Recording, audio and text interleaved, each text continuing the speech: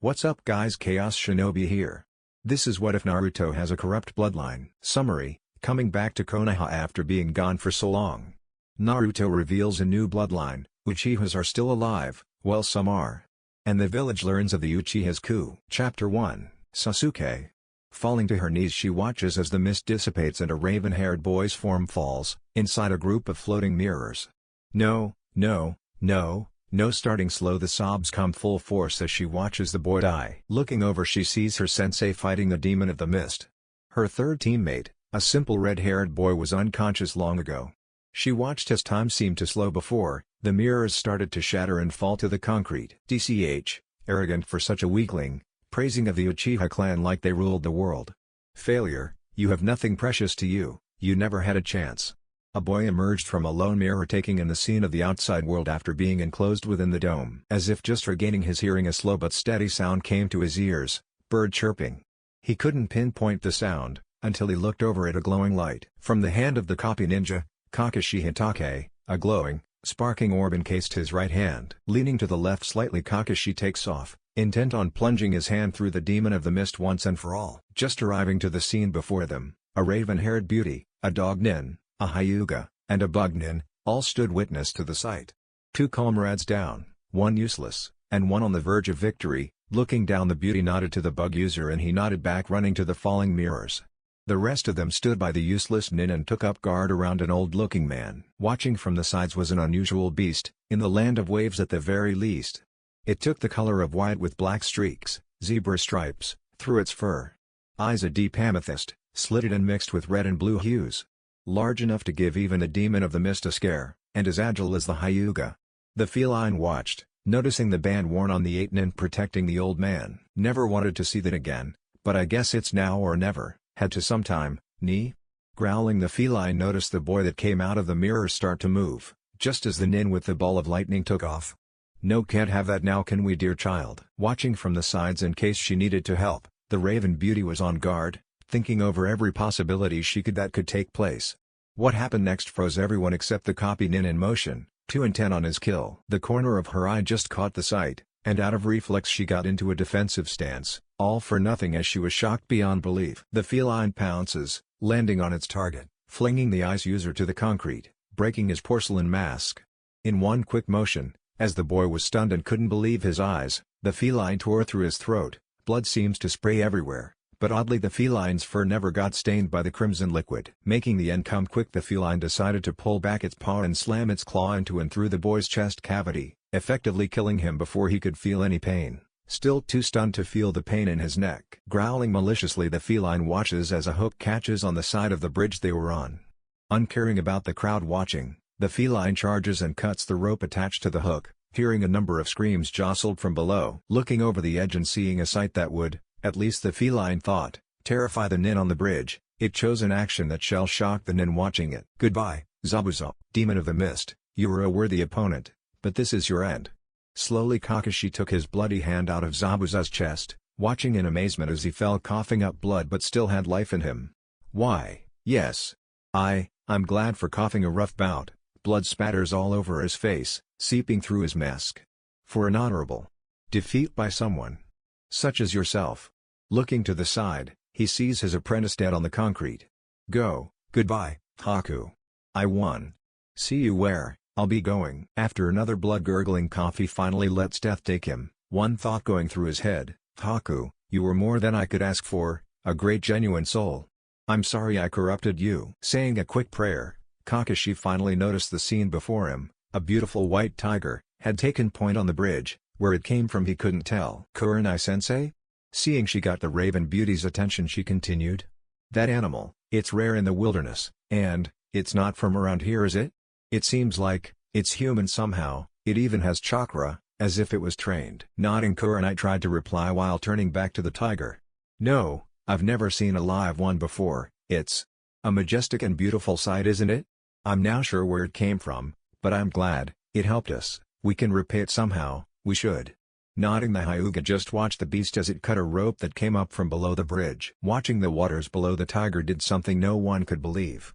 It jumped, the hundreds and hundreds of feet down, to whatever may lay below. It took the dive, and somehow made it look majestic even for a suicide jump. Seeing the looks on the bandits' faces below was all but priceless to the feline. Fear, unbridled fear, and all from a simple animal, terrifying as it may be. Landing with all the grave of a feline jumping hundreds of feet, landing with chakra, it looked up at the bandits, and just seemed to grin. Everyone knows animals can't grin. Kurenai blinked, she looked around, and so did everyone else. No one seemed to move, just stare, blink, stare and blank.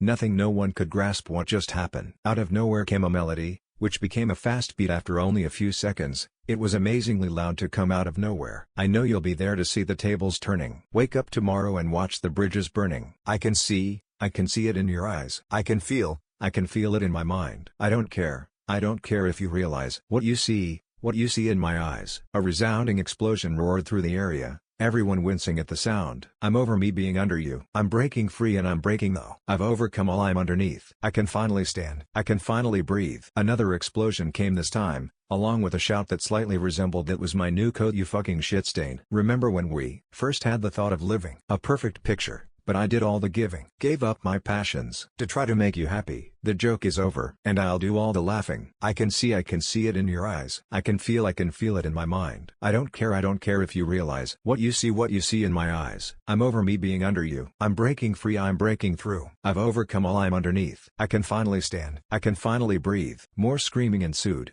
Something about a pair of pants this time. I can see it in your eyes. I can feel it in my mind. I don't care if you realize what you see in my eyes. Suddenly the music stopped. Everything went silent. Everything was calm. That instant was shattered as quickly as it came. From nowhere came a pressure. Kurenai, along with Kakashi, could only gape at the amount of compressed chakra down there. After a bright flash and once again another large explosion, this time big enough to shake the ground, they were one. Everything was once again silent. The nin were all apprehensive to look over the edge, not wanting to see what happened. After a quick reminder, everyone was curious. "Ano, where's the tiger?" "Kurenai-sensei. Is it okay?" the Hyuga asked slowly to her teacher. Not knowing what to say, the Raven Beauty just looks at her for a second before slowly starting the trek to meet with Kakashi by Zabuza's still bleeding corpse. "So, I take it he's dead?" Trying to lighten the mood slightly as they arrive, the dog nin looked down at the demon of the mist. "Well, we would hope so, Kiba. If not, then he wouldn't be human, even if his title is Demon of the Mist," the bug user said as stoically as he looked. "Shush, you two. Hinata, go check the two boys over there. Kakashi and I will check below the bridge." Kurenai watched the Hyuga nod and trek over to the crying bubblegum-haired nin, who by now was over the raven-haired boy's body. Taking point, Kurenai starts walking to the edge of the bridge hesitantly, Kakashi right behind her. Noticing movement right away on the other side of the chasm, Kakashi, out of reaction from his training, pulled out a kunai and was just about to throw it as Kurenai grabbed his hand, stopping him. On the other side of the chasm, the white tiger was walking up the cliffside. Sensing a possible danger, it stopped, settling its paw on a branch jutting out of the cliff face, and looked over its shoulder to the bridge. Nodding in approval to what the Raven Beauty did, the tiger steadied itself on the branch looking over the chasm to the bridge. "It's not gonna jump again, is it, Kurenai-sensei?"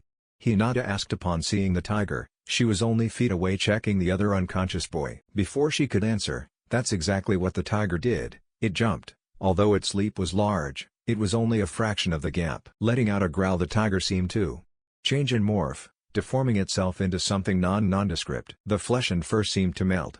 Suddenly the fur changed into finer, stiffer strands. Before it began to take form, black bone-like substance began to come out of its head, out of its throat it seemed. Its ears flattened, face taking on a sleeker look. Its front paws melded into itself and seemed like the bone moved up to its back. The back claws lost all fur, leaving cracked dry talons in each spot. Its tail began to split and straighten out directly behind it like a fan. Its fur turned slick black, and seemed to shine in the light. Opening its eyes seemed to awaken it. With a loud but beautiful shriek, wings seemed to be ripped out from its back, the shriek signifying its completion. Taking a quick dive, the raven flapped once, gaining ground quickly. Kurenai and Kakashi couldn't comprehend what they just saw. A feline just turned into a bird, a very large bird. Jumping back, they both gave it room. It seemed to be coming directly towards them. Kakashi got in a defensive stance. Kurenai was just awed by the beauty. Taking some time and letting the feeling of flight control it for a second, the raven just flew over their heads, and every one of those heads whipped to watch the giant bird. Relishing in the feeling, it quickly decided to land. Taking a dive down the chasm, the raven touched down on the water, skimming its surface and cutting the water. Flapping a few times, the bird just seemed to command the winds and it soared up. Grappling the edge of the bridge, it folded its wings into itself and seemed to just stare, its purple eyes glancing over every nin on the bridge that was alive. Still deep amethyst, the eyes changed, pupil covering more of the iris, seeming to move on its own within the iris, twisting. Unlike move birds, it didn't hop when it walked, instead, it took strides, like a human. One step of this bird was equivalent of 3 steps that Kurenai took to the side, admiring its beauty. Kakashi, for his part, just stood in a defensive stance as the bird seemed to overlook him and walk by, swaying its head to take in the scenery. A few feet past the 2 older nin, the bird noticed, the boy, the one with all the needles, was starting to awake. Finally the Uchiha awakens from his slumber. I feel like a fucking pincushion. What happened? Opening his eyes, the Uchiha noted everything seemed clearer. The pink-haired girl was right beside him, crying. Looking down at him, she smiled, a true smile of utter joy. Sasuke-kun.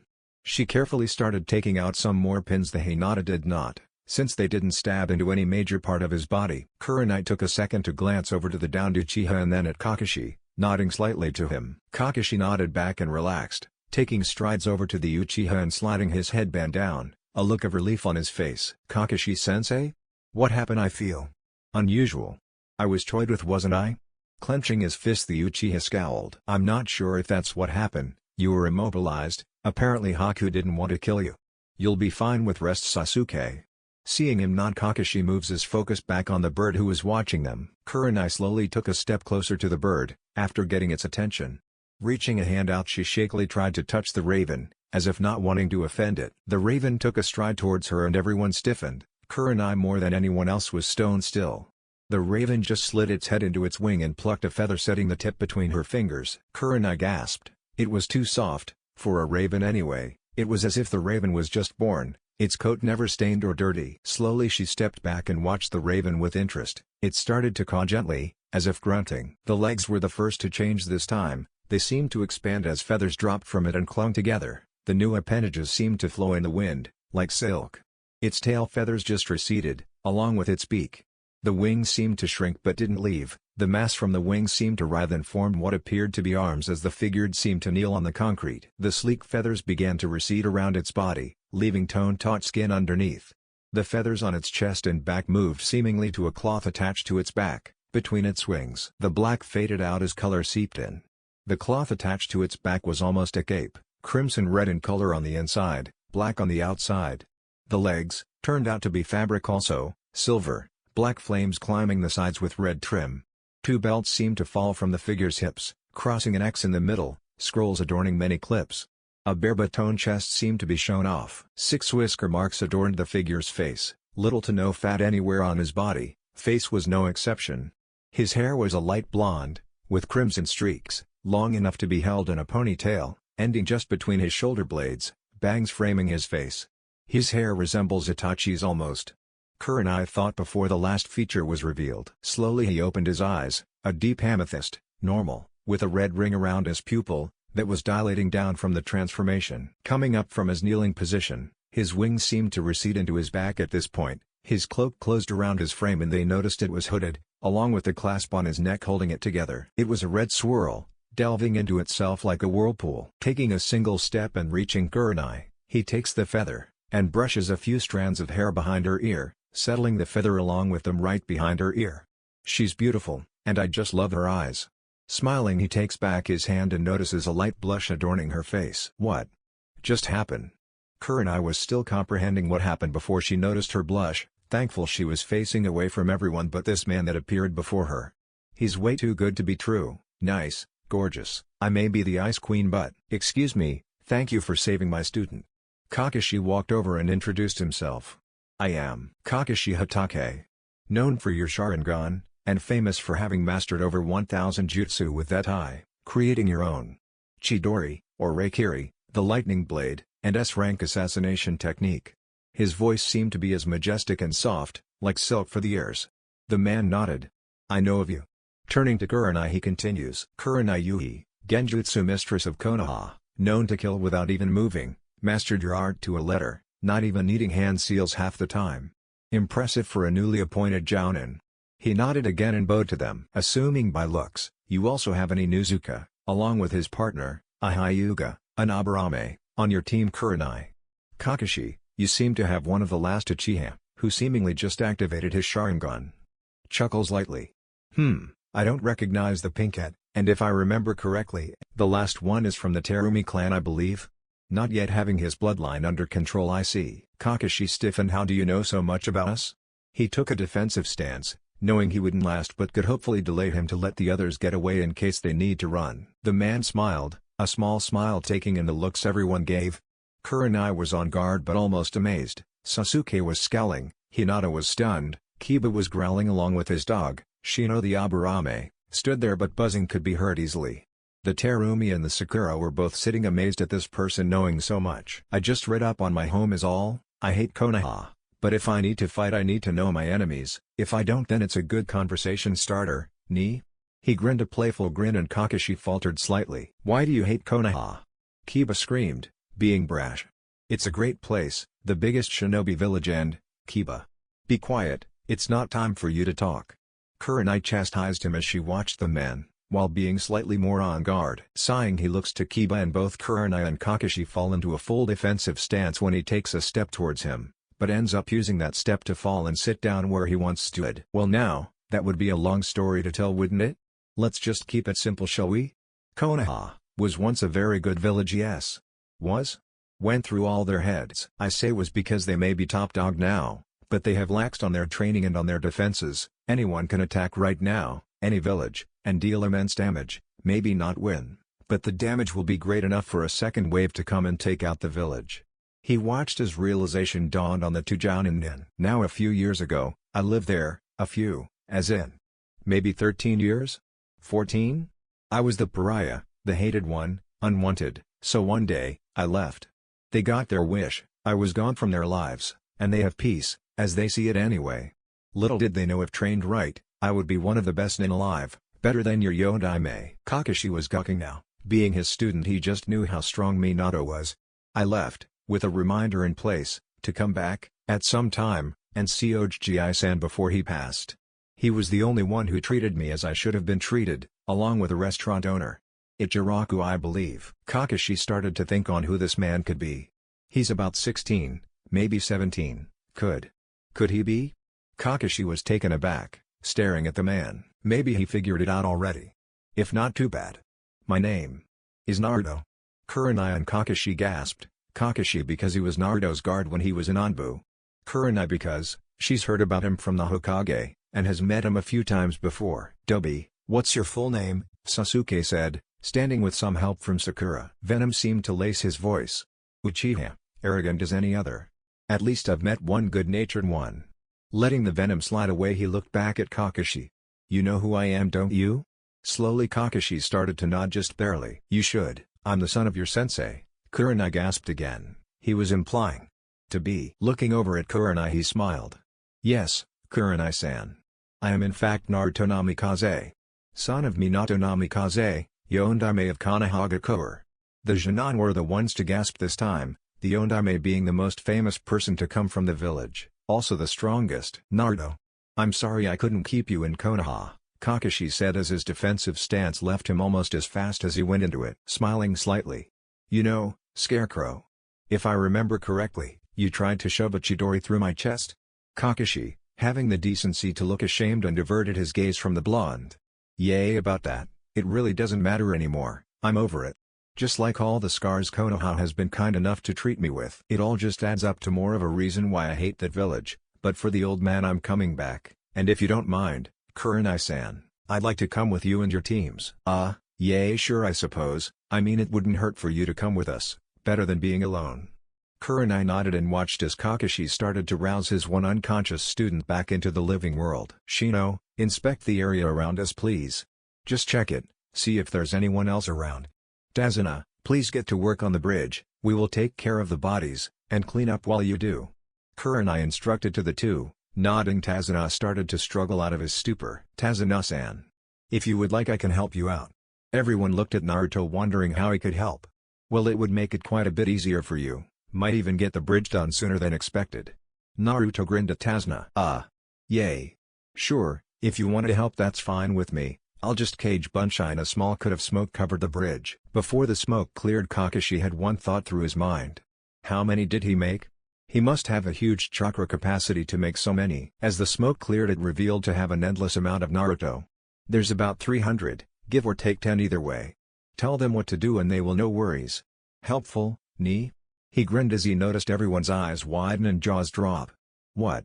It's not that hard for me. I mean, this isn't even the amount I use for my training, though I do regularly send them out on civilian jobs. The teacher's eyes widened even more at this.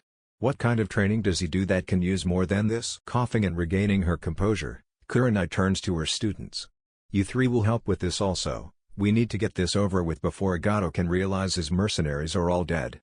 Watching her team nod, she smiles, turning to Kakashi and notes as he told his team the same. Kurenai, I'll be helping Tezuna with what I can. Nodding to him, she opens her mouth to speak but was cut off by Naruto. I'm going to take a walk. Kurenai, would you like to come with? I hope to run into Gato's hideaway and I would enjoy some light company. A few years without it and I would like to have someone to chat with. Only logical, ni? Giving Kurenai a smile that made her heart skip a beat, he turned and started to help Kakashi clean up the bodies of Haku and Zabuza. Think it over for a few minutes. I'm going to help Scarecrow over here clean up. Getting a nod from her to signify she'd think it over. Walking over to Haku's body, Naruto picks him up, and takes him to a soft spot on the grass, setting him down with respect. Naruto gets up and walks back to the bridge. Scarecrow, I'll take Zabuza's body, you rinse off the bridge. It'll be faster than trying to do it one at a time. Nodding to him, Kakashi watches as Naruto picks up Zabuza with ease as if he was a child. Watching him go to the grass along with Haku, he takes up his job, going through some hand signs. Water bullet spitting out 4 large balls of water, 2 hit each blood stain on the bridge. Each with enough force to spray the blood off the bridge after diluting the color, making a light pink, barely noticeable as the crimson liquid. After his job was done, he decided to watch over the Genin and Naruto, until he left, that is. Sending his chakra through the ground beneath him in a swift motion, Naruto thrusts his palm toward the ground. A crater appears, as his focus chakra pushes the soft ground below it. Repeating this once more, he makes a slightly bigger hole in the ground. Using simple chakra strings, merely the basics, he lifts both bodies and set them into the craters intended as graves. Letting the strings release after the bodies gently hit the dirt, he runs through a few hand signs. Flowing mud river shooting a condensed stream of mud from his mouth, Naruto fills up the 2 graves. Running through more hand seals intending to dry up the mud a little bit, Grand Fireball. Slowly the mud began to harden until he stopped, right around where it seemed the other ground was. Stone spikes, 2 large spikes jutted out from the top of the graves. Wind blades, many invisible blades chopped up and carved the spikes into gravestones. Lean rectangles with their names carved in them respectively, name of rank he thought appropriate, and how they died honorably. Finally the finishing touch, ni? Undergrowth vines. Slowly grass started to grow over the dried mud. Vines started to cover the gravestones, enough to make it look aged but not to obscure the text etched into the stone. Everyone seemed to gape at his actions. Stone, wind, fire, and wood elemental jutsu used for just graves. How strong could he be to control all of those already? Kakashi watching in fascination along with Kurenai, Sakura, Hinata, Kiba, and the Terumi heir. Sasuke was seething inside. He couldn't stand how this Dobe could just walk in and be so much better than him. He needed that power, not this loser. Shino just seemed to be impassive to this all, but Naruto noticed a small twinkle of amazement in his eye, just barely seen behind his glasses. Well now, that's why they have those glasses? Interesting enough. Well, they don't need to be criticized more than they already are, ni? Hey! Loser, show me how to do those jutsu. I need that power to become stronger, and carry out my ambition, Sasuke yelled from the bridge at Naruto. Kurenai was watching Naruto most of the time he was back, telling herself it was to keep an eye on him, but she knew better. She noticed as she watched, that his eyes seemed to lose some of their shine, and darken as Sasuke spoke. Uchiha, don't tell me what to do. Looking Sasuke right in the eyes, he must admit, he respects the Uchiha, slightly. At best. He didn't flinch away like most would. What on earth makes you think I'll even consider doing something nice for an Uchiha? The only good Uchiha that came from that clan is Itachi. Naruto bluntly states. What? Fuck you, Namikaze. Sasuke lunged at him, whipping out a kunai, intent described in his eyes, death. Naruto smirked, taunting an Uchiha was quite fun. Letting the Uchiha think he's so great, Naruto just let Sasuke nick his arm, standing still, just bending his body slightly. Horrible aim for an Uchiha, especially taijutsu. Sasuke. Knock this off at once. Kakashi tried reprimanding him first. Sasuke takes another charge at him, this time intent on his chest, not his neck. Flashing in front of Naruto, his back to him, Sasuke tries to plunge the kunai into his heart. Silly boy, frontal attacks won't work on a real shinobi. Naruto grabbed his wrist, pulling his arm down and twisting it, effectively popping it out of its socket. Shoving Sasuke onto the ground, Naruto plants his foot directly onto his back, forcing all the air from his lungs. The Genin watched, entranced. Everything happened in a matter of seconds, simple short seconds, seemingly worthless, and the last remaining Uchiha could have died in those few seconds. Kakashi-san. You need to train this one much better, and from the looks of the pink-haired one, her too. He's far too weak to take on Zabuza. If you had got knocked out and Kurenai-san's team wasn't there, he would have been dead long ago, along with your whole team. You're slacking, Hokage. In Anbu you were never this loose on someone's training. Fix it. Naruto could have sworn he heard Kakashi say yes, sensei. Though he told himself he was mistaken. He sounded so much like Minato. I even called him sensei? He's right though, I need to up their training. He sighed, opting to leave his books at home during training from now on, not to say he wouldn't take them on missions though. Naruto leaned over and picked up Sasuke, staring him directly in the eyes, this time though he did flinch. Grabbing the arm that he just dislocated, Naruto grinned, he was gonna love this part. Roughly pulling the arm away from Sasuke's body, he pushes the shoulder joint back into place with an audible crack, as well as an ear-piercing scream of Sasuke's throat. Sasuke! Sakura came running to him and grabbed his arm, while trying and failing to glare at Naruto. While in his mini stared down with a pink hat, Naruto voices his opinion. Kurenai-san. Yes, Naruto? Kurenai looked up from talking to Hinata. This was her first kill sight as it was. She's just the only one to get over the shock of the Yondaime's son first. We should go on that walk now, try to find Gato's hideout, ni? Finally looking away from Sakura, he looks up and smiles at Kurenai, getting that warm feeling to bubble up again. Yes, while looking down at Hinata she continues, I don't think I should leave Hinata alone without me here. Kurenai lies a hand on her shoulder. That's fine Kurenai-san, I'll leave a few Kage Bunshine with her to help her out. I know how hard a first kill sighting is. They will inform me if anything happens, that and Kakashi is still here, she'll be fine, trust me. Naruto walks over and holds out his hand for her. Taking his hand as a friendly gesture, she lets him pull her up. Whoa, whoa. His hands are so warm, is this how he always is? It's so comforting. Kurenai definitely notices the lack of warmth as he lets her hand go, opting to kneel beside Hinata. Hey, the first is always the worst. Making sure you still feel remorse just means you're human, and you don't enjoy killing. No nin likes killing, unless they're missing nin, but that's a whole other story, ni? Smiling and softening his voice to a small whisper, he watched as Hinata giggled at his joke. A blush adorning her face at the sound of his voice. Everyone eventually has to kill, unless you're a medic nin, even so you will still see death, just let it out now, alright? It will make it easier to cope with later. You'll be okay as long as you realize that when your first kill comes, it's not your fault, it was a mission and you're just carrying it out, or you're defending yourself, one or the other. Nodding to her, he can see her eyes brimmed with tears threatening to spill. Making a few Kage Bunshine, Naruto picks her up, taking her over to a tree and lets the 3 Bunshines take care of her. Treat her like a queen you guys, let her relax, make her relax, if she passes out don't move, just one expel. Turning back to Hinata he continues.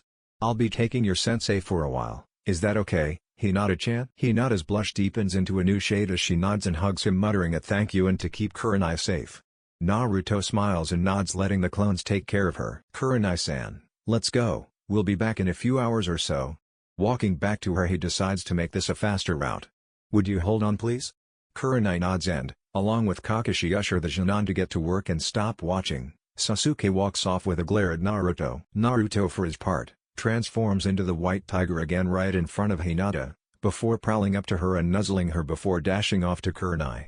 The whole process might only take seconds to complete, but it's an odd sensation to get used to the new body. Appearing in a white blur next to Kurenai, Sakura jumps at the speed it moved. Purple eyes watching her, bemused by her behavior. Looking up at Kurenai, Naruto just bowed and nudged her leg, egging her to get on him. Kurenai for her part stared at him, unsure what exactly he wanted. Getting as close to a sigh as a tiger can get, Naruto slouched more and dove under her legs, sliding her onto his back. Kurenai, again for her part, let out something very Hinata-like. Kawaii blush seemed to just appear on her face after that, and Naruto mentally grinned at this. Adorable to boot. Oh yeah, she's definitely a nice catch for someone. Applying chakra to his back to make sure she stayed put, he took off at a decent pace, letting her get used to the jostling. Kakashi along with the Genin watched in minute amazement at the action that just took place. Having some different reactions for each person, Kiba exclaimed his opinion. "Wahoo Akamaru. That's going to be like us when you get older, no doubt?" The dog just barked up at him and wagged its tail. Shino noticed his sensei's blush and tried to analyze it. "She seems happy? I'm unsure. Asuma has been annoying her lately, and Naruto just jumped in. Maybe he would be good for her? I wonder if he could turn into a bug, actually. Do I even want to know that?" Continuing to ponder his own thoughts and shake his head, he gets back to work. Sasuke didn't even pay attention to focused on brooding about his loss to Naruto. Kakashi was taking the Terumi air through the events that just happened, and you see Sharan, that's what happened this whole time, caught up to speed now? Seeing him nod, Kakashi smiles. Sharan took all of this in, wondering how he could possibly transform and have wood element jutsu. Sakura was worried about Sasuke and keeping on task while thinking about him. Dazuna, while working, was jealous of the boy a bit. Damn Gaki. He can turn into animals? Hell, he even got that hot nin girl to ride him. Literally. Jeezy must be lucky. Instructing every clone to their own job he takes up is also. Hinata didn't know what she was feeling. Jealousy? Of her sensei even? The gorgeous guy wanted her, at least so Hinata thought, and he obviously wasn't being shot down like Asuma was. Though she was feeling happy for her, her sensei seemed to be calmer and a bit more girlish than normal. This made the heiress giggle. Kurenai-sensei? Girlish? No way, just no way. Though she knew one simple fact that bothered her the most. She got to ride the damn white tiger. She wondered how soft Naruto's fur must on Kurenai's legs while whipping through the forest. Starting to blush, she shook her head. Not the time for fantasizing. Sadly, the clones watching Hinata were smiling. Their boss seemed happy and even took over in a gentle trot, not a hunter-hungry prowl. Looking down, the Naruto against the tree watched as Hinata just leaned back into him while the other two Narutos kept her some company. He smiled softly, remembering his first sight of death, and tucked a lock of hair behind her ear, gaining a weird look from the other clones, and an intense blush from Hinata. "Well, I guess it's not all bad. I got 3 of him to myself." Hinata mentally giggled, which oddly seemed perverted. Leaning back, she relaxed into the clone she was laying on, and closed her eyes, letting the sight of death drain out of her mind. "'Cause I don't want to be like this. I've been running the streets for too long now, but the further I go I want to go home." Naruto seemed to sigh, seeing truth in the lyrics he couldn't get out of his head. "I miss Oji-san. And Ichiraku ramen, of course." He grinned a tiger-like grin. "She's so light, is she even still up there?" Cocking his head to the side, he looked back glancingly. The sight that adorned him made him almost fall from the branches he was flying through. Kurenai was laid flat against him, he fishnet the only thing holding her breasts in her dress. Eyes closed but obviously awake, if the snuggling into his fur was any indication. So soft. Naruto for his part almost tripped again, deciding to go down to the forest floor. What caused it this time? Why? Kurenai feeling the need to get her hands into his soft fur, right behind his ear, while scratching gently. As he touched down, he actually started to growl affectionately, a purr if you will. Luckily it was so soft, Kurenai didn't notice. As he slouched down, she got the idea and got off, watching in amazement as he once again transformed into the real Naruto, his eyes being feral for a few minutes afterwards. Those eyes. Kurenai bit her lip lightly. They seem primal, and protective. And hot as hell. "Kurenai-san, this should be far enough, not close to town." Naruto turned back to her after looking around. "Which way would you like to go? Or would you want to split up?" His voice seemed to falter just slightly at the end. No, we should stay together. How about north? We came from the east, correct? And he did have boats to probably down by the river somewhere, Kurenai concluded, and Naruto agreed with a nod and a smile. After walking in silence for a few minutes, Naruto decided to break it. "So since we're going to be traveling together, how about we get to know one another? Likes, dislikes, normal introduction?" Turning to Kurenai and gauging her reaction, he made sure not to look like he was really watching her. Well, I'm Kurenai Yui. Crimson Rose? Very nice name. I like Anko, since my friend always takes me out to eat it. Reading a good book once in a while, tending to my rose garden, and watching my team grow to be great shinobi." Kurenai paused to think over her dislikes, while Naruto interrupted. "Naruto namikaze, I like ramen, training, a beautiful rose, and of course animals." Kurenai didn't quite catch what he meant by that. "I would like to see Oji-san soon. I like to read in my spare time, and the spars that Jiraiya can give me." "He spars with a Sanin?" Amazing. Okay, I take it my turn again?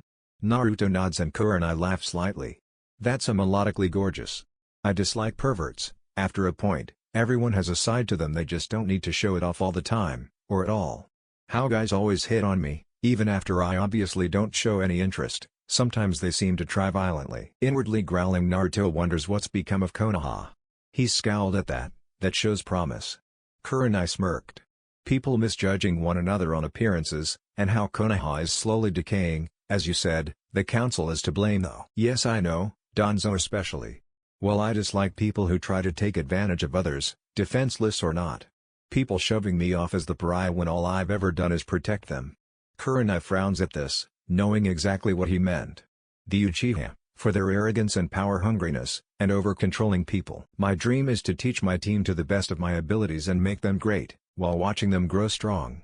To finally find someone and settle into a nice relationship that is passionate and romantic. And wild at points, Kurenai giggled mentally. So, she's not taken? That's amazing. Naruto literally lets his eyes betray his surprise. Kurenai never catches this. Finally is to watch the village prosper and come to its glory again. Okay, those are very nice, my dreams are too. Suddenly he stopped and pulled Kurenai to him and behind a tree, literally pulling her off her feet, sliding a hand over her mouth to stop a squeak that may escape. Kurenai starts to struggle to get away, thinking he was going to go against what he hated, her views on him slowly starting to change. Naruto hushed her and she calmed down, closing her eyes waiting for it to come. She couldn't fend him off. While her eyes were closed, she took note of everything around her. He had her pressed against him, back to his chest. An arm around her midriff, strong and almost caring, holding tight but gentle. That's not right. His hand, she could tell, was just over her mouth, not pressing down, relaxed. Seeing her calm down, he takes his hand away from her mouth and sets it on her hip, keeping her from getting away. Very carefully, so soft it barely passes the threshold of hearing, he whispers. Kurenai, relax, guards coming. Feeling his hand on her hip and his breath on her neck, she was about to scream. Stupid move, moving your hand. That is until she heard him speak, barely, but still heard him. She stiffened. Closing her eyes, she took in more of her surrounding. She didn't notice much except that she felt calm. Too calm, she thought, in this situation. Deciding to just lean onto him, she relaxed more into his chest, saying this was to hide and not be seen by the guards. As the minutes passed, Naruto had thoughts of his own. She's toned up, explains why she's so light. She feels nice against me like this. He notes that her hair smells like wild roses, as it's pressed up against his neck and face. Her lips are soft, and have a bit of volume to them. And her hip just seems to have the perfect curve to it. Soon he finds himself blushing lightly, forgetting about the guards. I've never had this feeling before. It's not unwelcome, just now's not the time. Steeling himself, he focuses on the mission. Kurenai's getting edgy, comfortable but edgy. She was about to get up when she heard voices. Yay! Both boats were seen floating down the river. We just got them, full of dead bodies. The first voice said, masculine. No way. Another voice stated, masculine but seemed younger. Yep, that's why we're taking the back way, catch them off guard. The first said again, a twinging sound echoing. He's playing with a kunai, or katana. Thought Naruto quickly. Stay. Naruto told Kurenai quietly, showing no room for compromise. She nodded, taking out a kunai for defensive purposes. Nodding his approval, Naruto takes to the road. They're round the bend so he won't be noticed. Taking to a normal stroll type of walk, he continued down the path a few minutes, going around the turn and coming to see a man and a boy. Apprentice, I bet. Seeing Naruto, the older one stiffened, hoping Naruto wouldn't notice as he moved his hand to grab his katana just in case. Good evening, this is the road to the boating docks, correct? Naruto asked, acting lost. Huh? Well. Yay. You see. The old man fumbled over his words, lost at the chances of finding someone lost. Yay. The dock is just down the road and to the left, but you're going to have to wait. The only 2 boats are taken out right now. The younger one seemed to keep his cool better, glancing a glare at his master. Why, thank you. Naruto cheered and waved, getting back to pace and continuing his walk. That guy was weird psycho. The smaller one said. Yay, well, hopefully they kill him. We just want the Konoha in Tsunami. Psycho commented, letting his release on the katana finally come. Now. Naruto jumped into the woods and followed from the side, catching up quickly. Soon he saw Kurenai and knew to take action before she did. Wondering what was taking him, Kurenai sighed. Now that he was gone, she was colder, like he kept her warm the whole time. His aura is calming and warming, how nice. She blushed, a real red bright blush.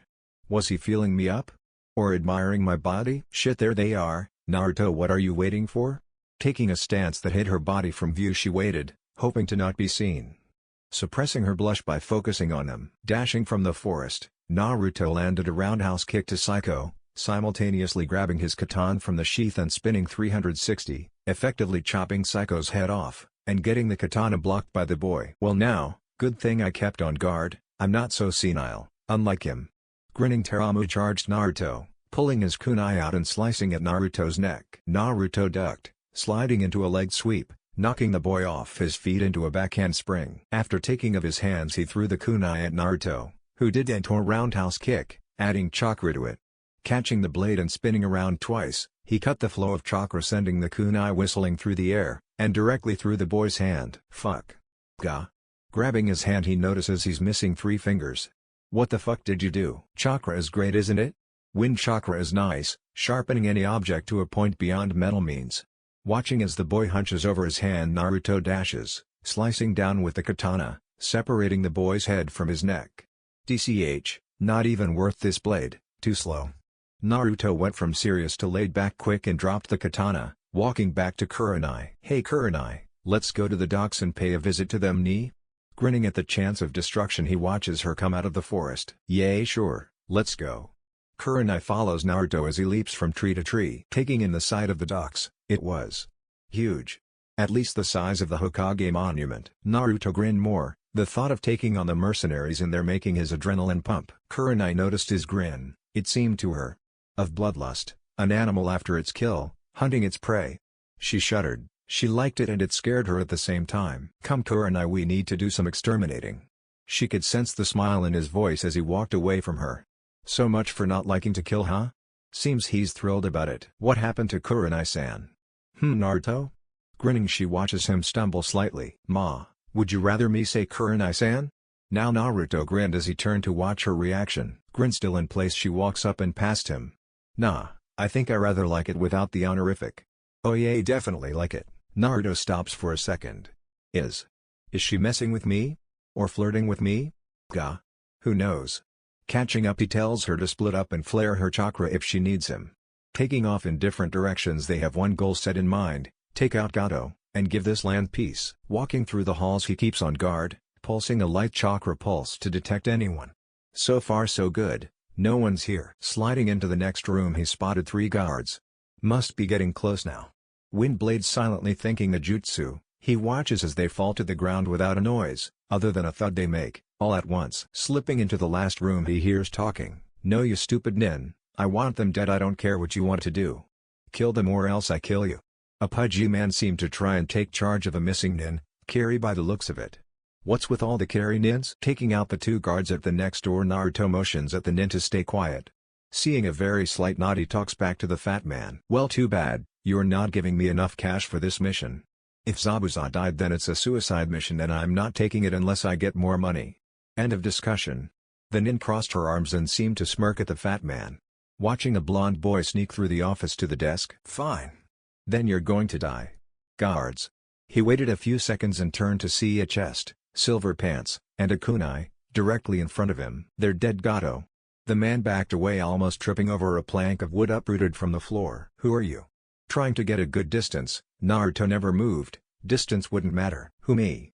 He grins. Oh, no one. Just your worst nightmare, Gato. Naruto jumps and takes a gash into Gato's arm. Gah. Gato went to grab his arm only for the same kunai to be lodged into his shoulder, leaving it immobilized. Spittle flew from his mouth but Gato made no sound at all. Naruto took another step, seeing as the fat man isn't going to move anywhere. Please. I'll give you whatever you want, leave me alone. Gato cried out at Naruto. Oh, really? Anything I want? Toying with the idea of getting something, Naruto plays along. Yes. Anything. Yes. Anything. Kurenai just walked through a door, only having to take out a few mercenaries. She came to the side of Naruto playing with the idea of getting anything he wanted from Gato. Well, you see, there is this one thing I want. Naruto seemed to grin when he said this, sensing Kurenai entered the room. But I'm sure I can get it on my own. I mean, a rose always comes along, you just have to pick it at the right time, when it's at its peak in beauty. Naruto's grin grew bigger. Kurenai seemed to understand this one and blushed deep. He nodded deep. Genin just watched and was laughing in her head, holding it all back and enjoying the show. That woman is very beautiful. Is he talking about her? She smirks watching Kurenai turn red. Yep, no. I can help you get it. I'm Gato. I can help. Gato screamed, edging away from Naruto, who just took a stride to balance out the distance. Oh? I don't think so. Besides, I don't need help. And Naruto stopped, just letting the suspense sink in. I can just take whatever I want from you after I kill you anyway. Then give Wave what they need to prosper again. Gato reeled in horror at this. Naruto had enough of the fat man. In one swift motion he tossed his kunai, lodging it into the man's skull, right between the eyes. Instant death. I suggest you go, Genin. Gato is gone. You need to help your Mizukage, correct? The nin nodded and shined out, leaving with a grimace on her face. Reminder, never get on his bad side. I didn't even see him throw it. Naruto. You just saved the whole village, you know that, right? Kurenai asked, still blushing slightly. Yep, he stated, with a single smile, and went behind the desk grabbing a few documents. Here, Kurenai, take these please? Handing the documents over, she takes a look and gasps. Bank statements. These. Yay, he has more in here though. He didn't trust banks much, I can tell. Naruto walked to a wall and knocked, sliding down the wall and over, repeating this over and over, finishing one wall with no results. Naruto, you're not going to find. Aha! Punching the wall, he breaks the plaster and grabs at the safe, taking it and smacking the lock a few times, then the top, rotating the lock to 0 and it popped open.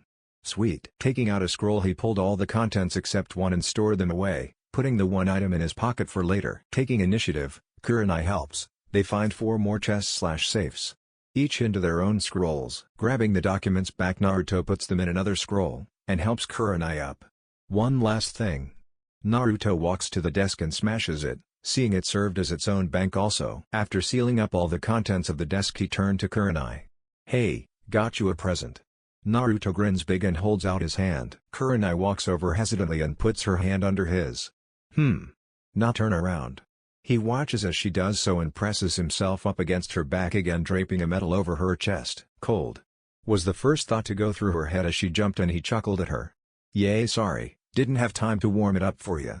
Naruto finally finishes the clasp and pulls her hair up, letting the chain fall under it and her scent waft up from her hair. Looking down, Kurenai was shocked.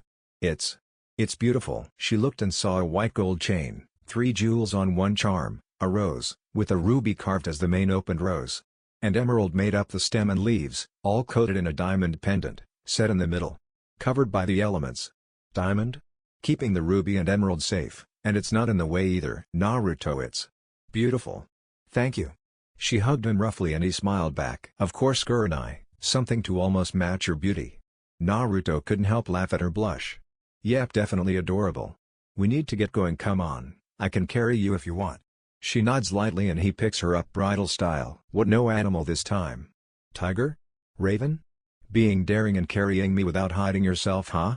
Naruto let out a laugh and Kurenai soon joined him as he jumped out the window and sped through the forest, set on coming to the bridge before too late.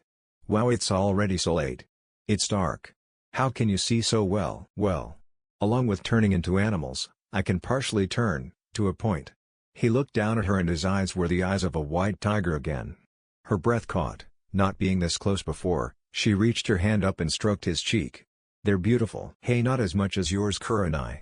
Seeing her blush was just getting way too fun. Looking up at the moon, Kurenai smiled. Somehow this just feels right for me right now. The moon is beautiful, and I have this romantic, sensitive, gorgeous, primal man. Has he marked me as is?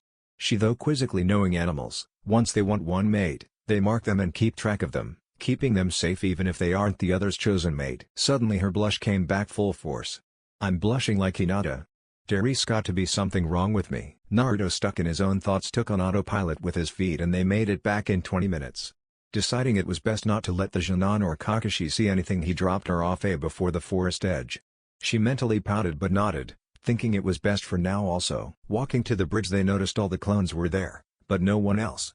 Naruto walked up to a clone and asked what happened. Well, they all tired themselves out and left to rest. We decided to keep working and finish this bridge up while they rest tonight, once said after laying down some concrete. Yay, the 3 that were with Hinata took her there and are keeping her company, Another said as he saw Kurenai get a look in her eyes. "Alright guys, keep up the good work then, disperse when you're done working.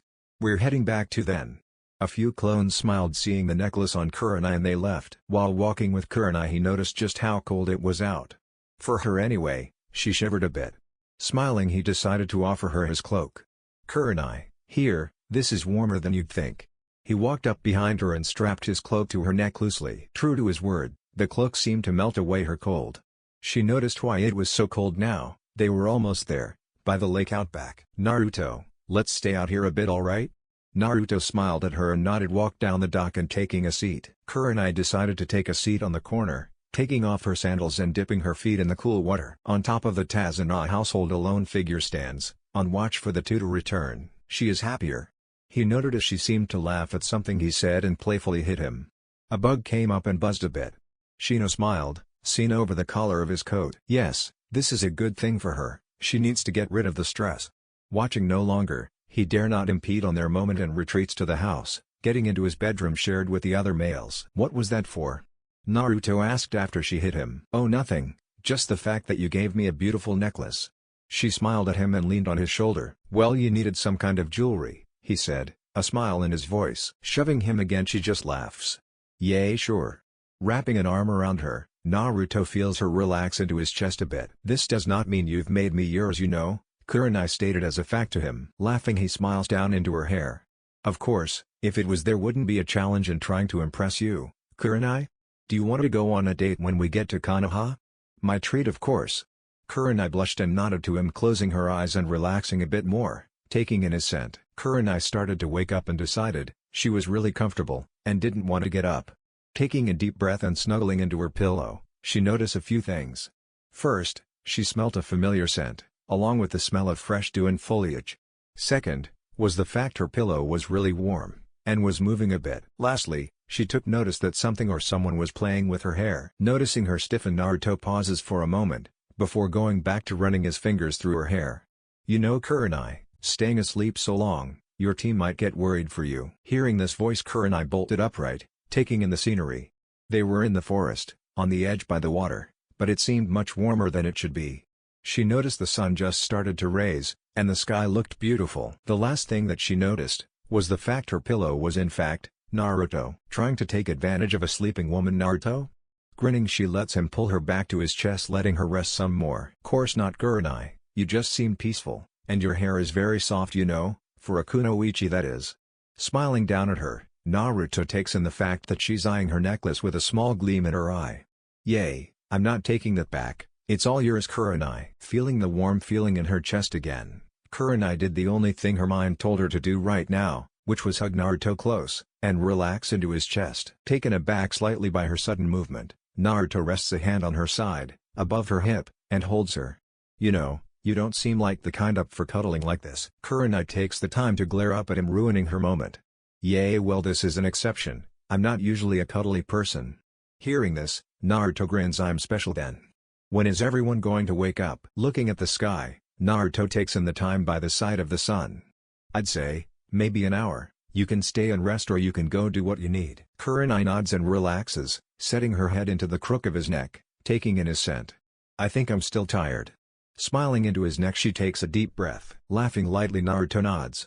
"Sure, just lay and rest then. By the way, I took us away from the dock so you won't be seen with me like this. Your shoes are on the side of the tree behind me." Seeing her nod, he relaxes, taking in the scent of her hair, and running his hand up and down her side slowly. "So warm."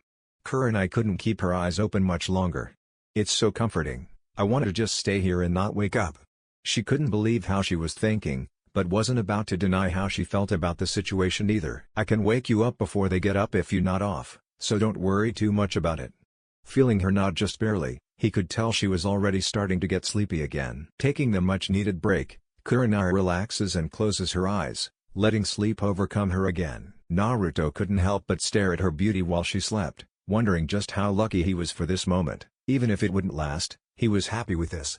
He could tell she liked the necklace, at least a bit, and he was glad. The rose was why he saved it and gave it to her. For his part, he couldn't understand how she was so beautiful and still so dangerous.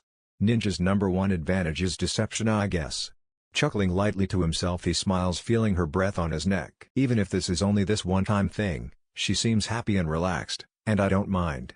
Feeling his ears perk up, he hears the occupants in the house start to stir and takes it as his cue to wake up the rose on his chest. Being gentle, he shakes her a little. Kurenai, get up, your team is starting to awake. Waiting, with no reply, he shakes her again. Hey, come on, get up, Kurenai. Naruto-kun, you're so relaxing. Naruto-kun?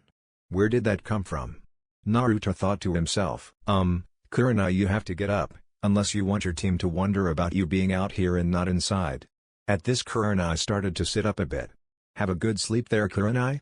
Nodding, she wipes sleep from her eyes and runs her fingers through her hair, letting out a yawn. Seeing her support herself up, Naruto reaches around and grabs her shoes, handing them to her and standing up. Kurenai yawned again and slid her shoes on, answer his question, albeit a bit late.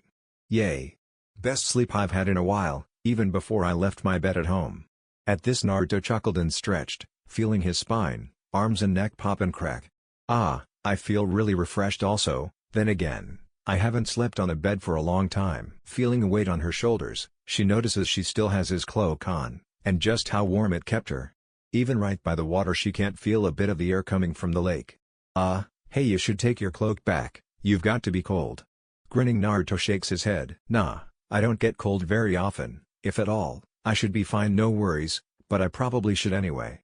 Walking over to her, Naruto reaches up and unclasps the cloak, letting one side slip off her shoulder and swinging it around to clip onto his neck, putting the hood up to block out the sun. Shivering, Kurenai noticed just how much cold the cloak was blocking out. Smiling, she takes a step forward and embraces Naruto. Thanks for letting me rest with you, it was nice. And I think I'm going to stay right here and keep warm with you.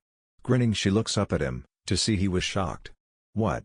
It's chilly. Smiling, he wraps an arm around her, letting the cloak cover them both. Yay, well, come on, we need to get to the house. I'll let you go in the door and I'll sneak in a window on the second floor. Naruto, you can come in the door with me, there's no problem with that. Smiling softly at him, she knew what he thought. She doesn't want to be seen with someone so young by her team. Besides, we can say we went out for a walk before they awoke, so we didn't disturb them. Chuckling at her excuse, he smiled and walked through the forest with her. Sure, if that's what you want, Kurenai. By the way, I have a question. Grinning, Naruto thought about many things that could happen at this, but only one kept repeating over and over, her blushing a deep red. Raising an eyebrow, Kurenai turns to look at him. Oh, and what would this question be about? I don't know, maybe about something while I was waking you up. Something about you calling me Naruto-kun.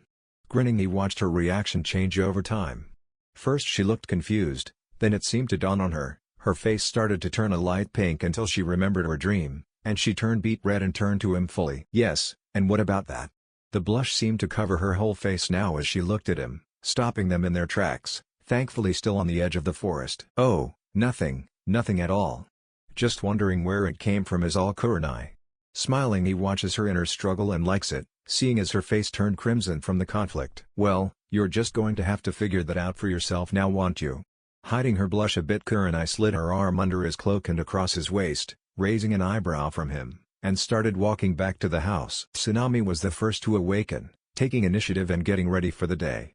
She did her daily routines and got dressed. Peeking through the rooms, she could tell everyone was still asleep, and she trotted downstairs to start getting breakfast ready for everyone in the house, sighing as she went, thinking of how much money this will cost them. Grabbing out a variety of foods along with plates, bowls, and cups, she set the table and heated the stove up. Seeing as she had a few dirty dishes, she let the stove heat up while she cleaned them, looking out the window fantasizing about the country prospering again once the bring finally gets finished. Sighing contently, she nods, this is just a small sacrifice for the better. Referring to the food. Hearing the stove ding, she starts to prepare the food and sets some water to boil for the rice. Finishing up the dishes, she looks out the window, to see a peculiar sight that makes her smile happily. Spotting the female Genin, Kurenai with a man, she sees Kurenai smiling and laughing with him as he holds her. Wondering how cold it must be out, she notices he's not wearing a shirt and blushes, getting a look at his stomach and chest. Well, someone's lucky, that's for sure. Thinking of the Genin and the newcomer, Tsunami starts a special batch of food for them, seeing as they're both up bright and early, unlike the rest of them. Kurenai, I don't think anyone from the two teams are up yet. There's only one person up and they seem to be a civilian. Nodding, Kurenai pulls him a bit closer and smiles, seeing as she got to have just a little more time with him then. Naruto grins and wraps his arm tighter around her as well. Well, isn't this just great? He thought happily with a smile. With a smile on her face, Tsunami made sure everyone was still asleep and set a table in the living room for the two, with their food already done and cooling down.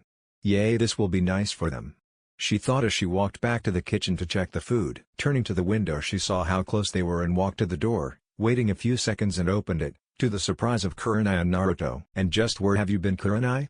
She tried to scold the Jonin but failed as the smile came back full force on her face. Well, you see. Kurenai fumbled as Naruto slid away from her and she noticed the difference in temperature and mentally sighed. Oh, come now, don't be like that, I'm just teasing. I won't tell your team or anyone.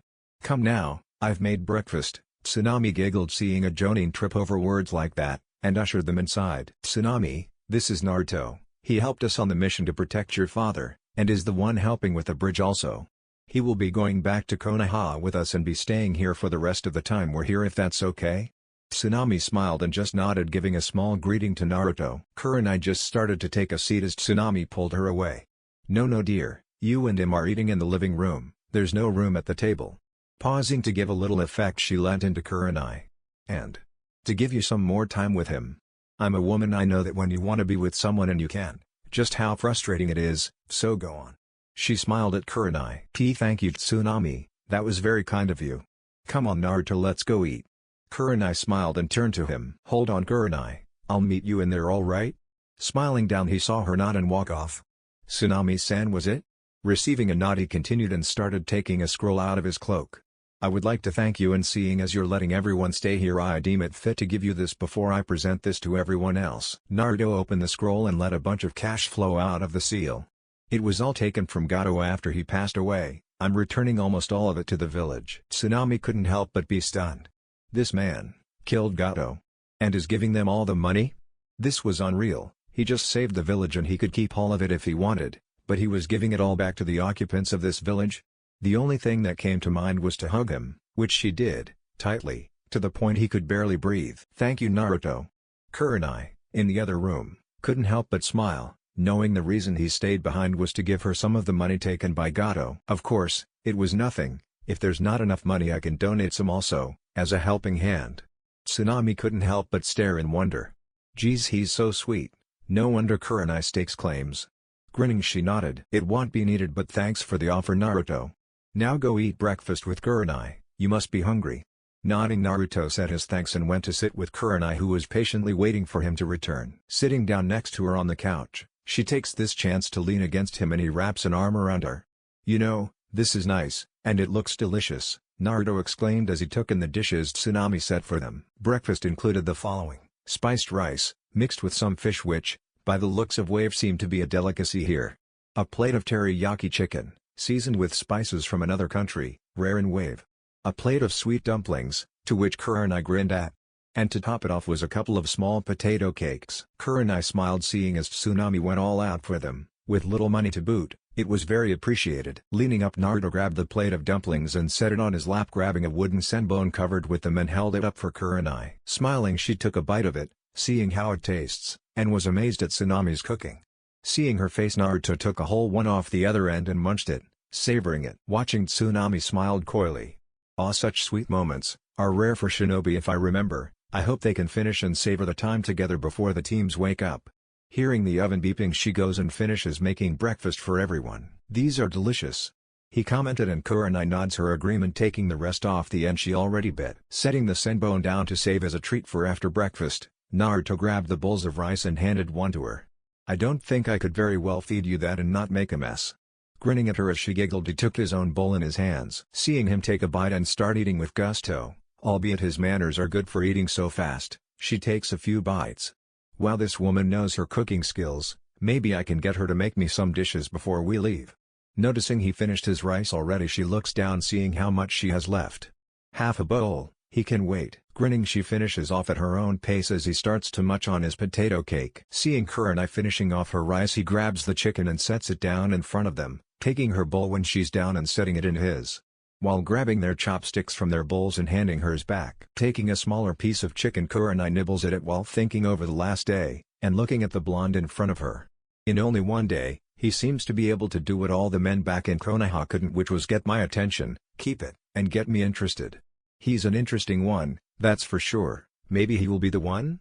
Sighs and continues a little more down. Nah, he won't want to stay around, a one-time thing and then he'll leave, or even just use me to get back into Konoha? Oh well, keep it while it lasts, right? Taking in the sight of him trying to eat a good-sized piece of chicken in one bite, she smiles.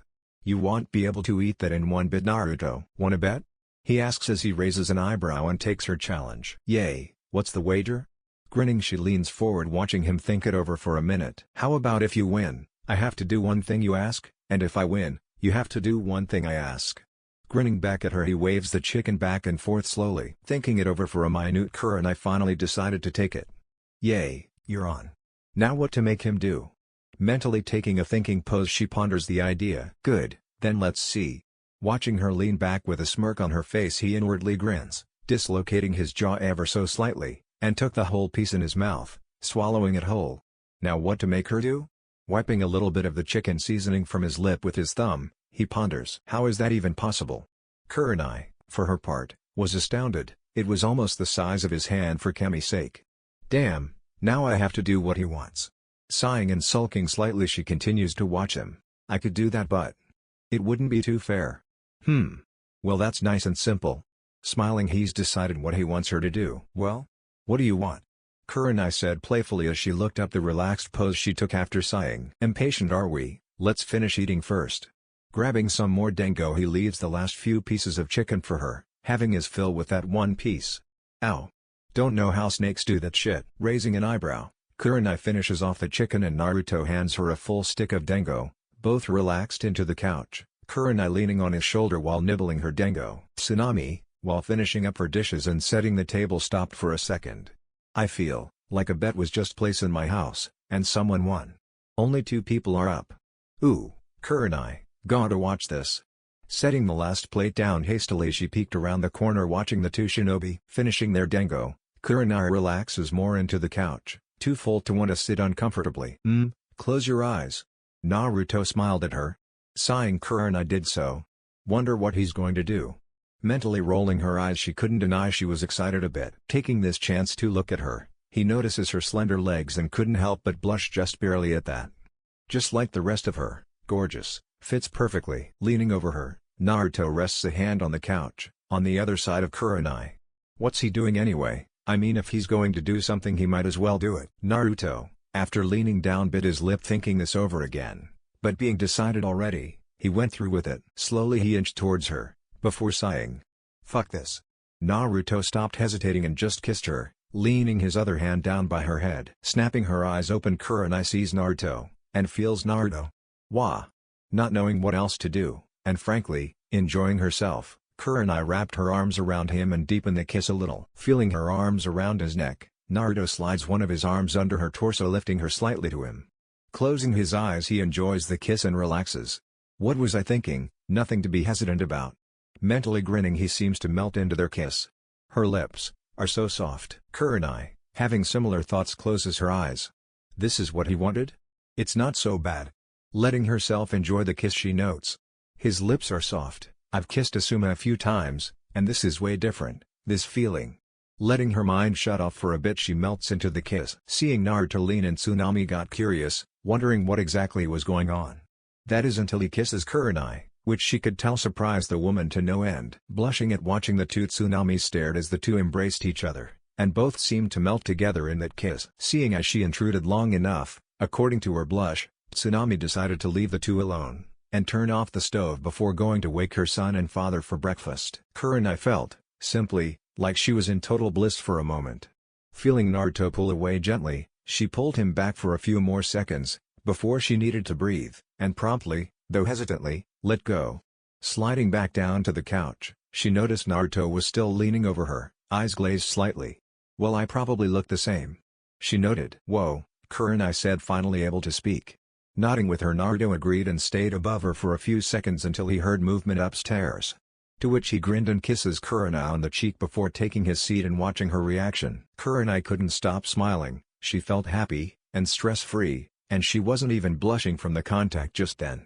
Sitting up, she watched as Naruto picked up the dishes and cleaned up, taking them into the kitchen and washing them quickly. Following after him, she sees him finishing up the dishes, and decides to wrap her arms around his midriff, and snuggle into his back, after unfastening the clip for the cloak, letting it fall. Taking in his scent for a few minutes, she sighs, hearing footsteps coming down the stairs. Deciding she was too comfy, she just snuggled into his back more. Smiling to himself, Naruto slows down and re-washes the dishes he rushed through, making sure they're actually clean.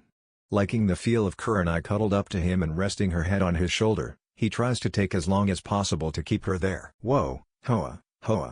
What do we have here? Tazuna states, walking into the room and sees the two together. Inari, hearing how Naruto gave them a lot of money and killed Gato, came running up and hugged his leg tight. Thank you. You must be the closest thing to a hero. Tsunami walked in behind her son and watches the confrontation as her father eats and Inari joins him. Drying his hands, Naruto turns around in Kurenai's grasp and wraps an arm around her. Tsunami-san, you should eat too, you know. Tsunami turned to him. I didn't make anything for me, trying to save what we do have for later in case we need it. Naruto smiled at her and made a clone to prepare her some food, and himself ushering her to sit down next to Tazuna, all the while holding on to Kurenai. After some time, some fussing, and 2 clones later, Tsunami finally has a dish to eat for herself, composed of a few different foods. Dango, some beef spiced, and covered in rice, which was cooked in a thin layer of grease from the chicken. A small plate of sushi, along with a sauce Naruto homemade. Mouth starting to water, Tsunami turns to Naruto. This looks amazing.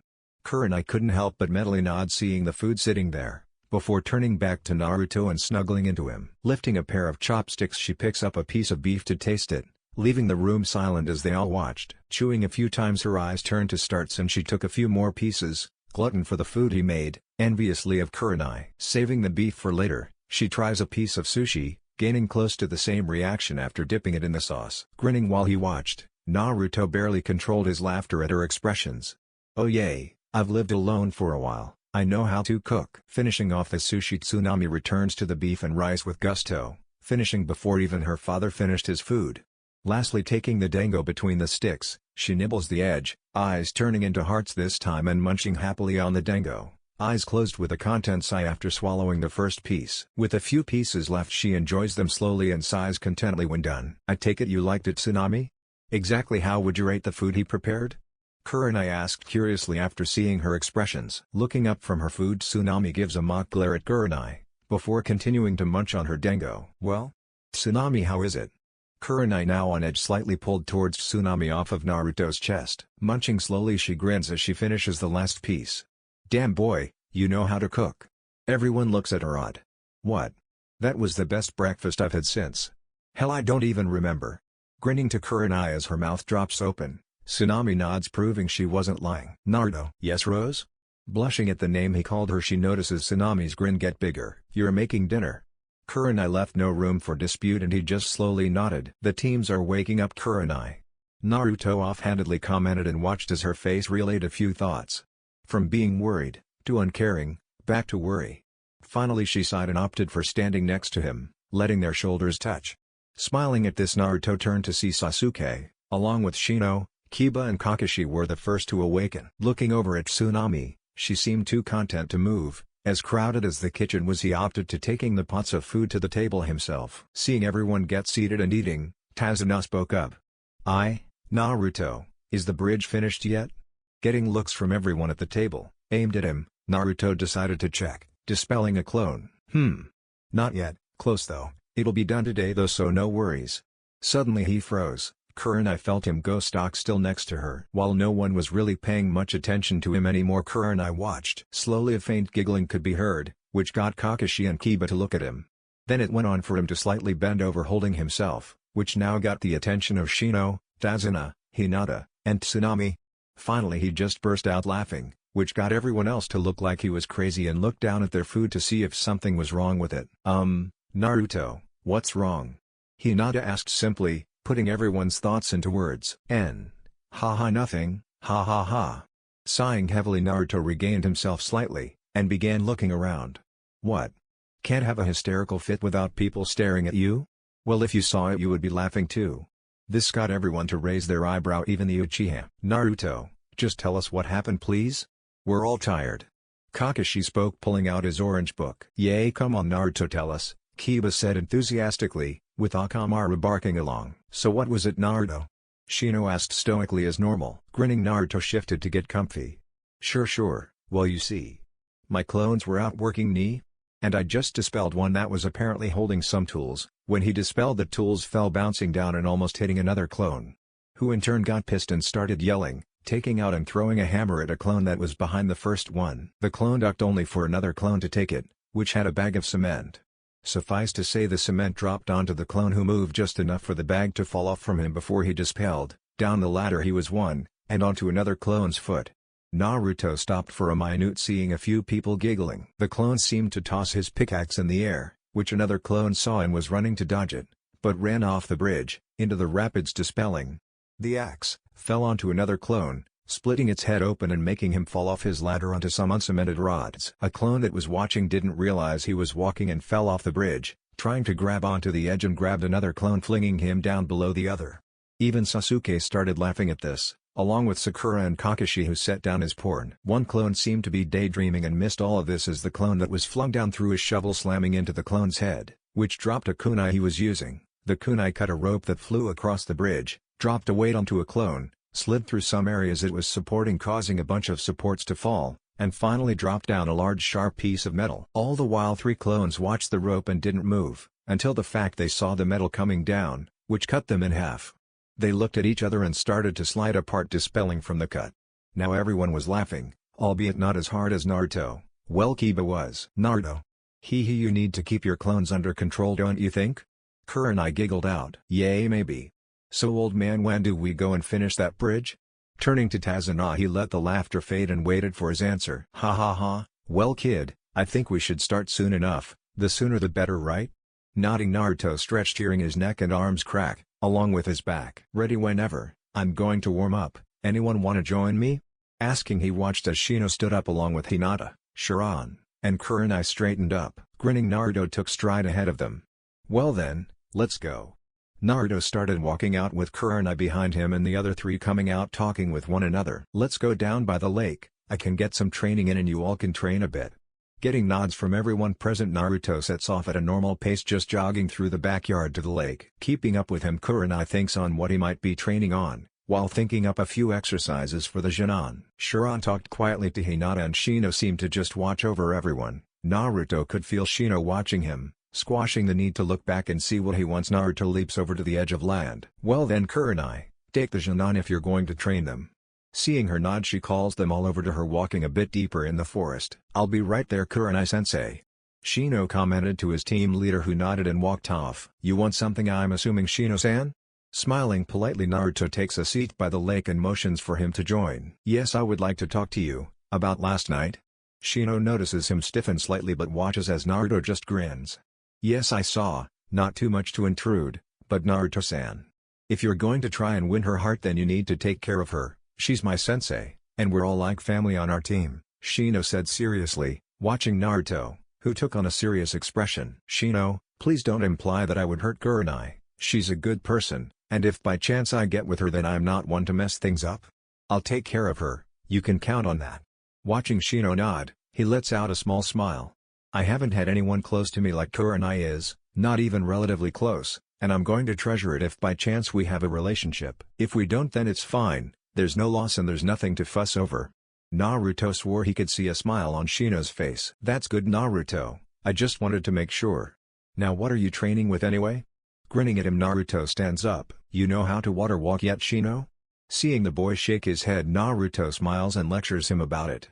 Give it a try Shino, I suggest shallow water though, I'll be doing some training over in the middle of the lake if you need me just send a Kaikachu bug over.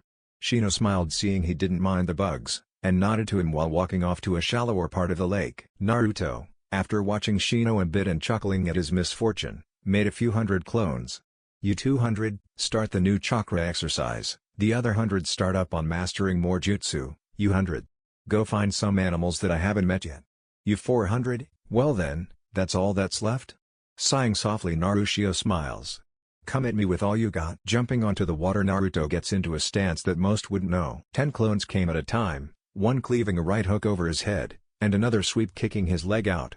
Letting the kick hit first Naruto rolled with it, letting the roll grant him absence from the hook above his head. Landing in a crouch he stabs forward, killing the clone that tried to kick him. Throwing his other arm out he grabbed the clone's leg and threw it into the oncoming horde, taking out 3 more in the scuffle. Taking on the next group, 3 clones attacked, one with a clawed hand, one with a kunai, and the last went for a simple roundhouse. Spinning quickly, Naruto hit the kunai with one of his own, pushing the clone's kunai into the clawed clone, stabbing it through the wrist. Defying some laws of physics, Naruto spins the other way without slowing down, and grabs the roundhouse, following through and slamming it into the clone with the kunai. 5 down, 395 to go. Grinning, Naruto jumps towards the horde, beginning to dispel clones left and right. Kurenai, after setting her Genin to work, minus Shino, went to see just what he was up to. Instead, she found a literal ocean of Naruto, seeming to puff up every few seconds in smoke. Watching carefully, she could see a single swift-moving Naruto. Assuming him to be the real one, she continued to watch, almost mesmerized by the fluid motions he was going through. Shaking her head slightly, she looks over to see Shino fumbling with the water walking. Surprised he's learning it without the team, she can't help but smile at the fact that obviously Naruto and him got along. Walking up, Kurenai gave him some pointers. Shino nodded and they both turned to hear a splash of slight profanity. If that's slight. Motherfucker. Got a lucky shot, huh? Grinning, Naruto grabbed at a branch that was broken from his fall, threw it into the water and charged chakra through it, making pieces fall off until it looked like a simple boken. Shooting forward, with a wooden blade, Naruto seemed to whiz by the clones and they just blanked, 6 straight in a line that were charging. Seeming to turn around, all the clones looked down and started to slide apart, before dispelling. Bitch, that's what you get. God, I'm insulting myself, what have I come to? Striking a thinking pose for a second, he grabs onto a fist aimed for his head, stabbing his boken through the clone's heart. 325 left. Smiling to himself, Naruto took off again, sword in hand. Kakashi, where did Sharan go? Sakura asked quietly, not wanting to disturb her sensei too much. Pulling his porn down ever so slightly, he looks at the spot said teammate was, and shrugs. Hell if I know, probably went with Kurenai, no big, he's safe with her also. Akamaru barked as he ran through the room, eliciting a squeak from Sakura, a grunt from Sasuke, and a giggle from Kakashi. He seems playful today, Kiba, tired of being held inside? Tsunami asks as she relaxes on the couch after that meal, deciding even she needed breaks sometimes. Yay, he loves the outdoors, I'm with him on that. I'm gonna take him for a walk, be back later, Kiba yelled as he walked out the door. Whatever you say, Kiba.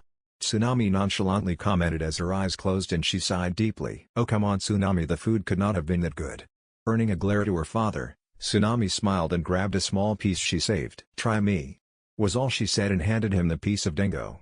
Everyone seemed to come to alert at this and watched with high interest. Rolling his eyes, Tazuna bit into it, not expecting what had happened.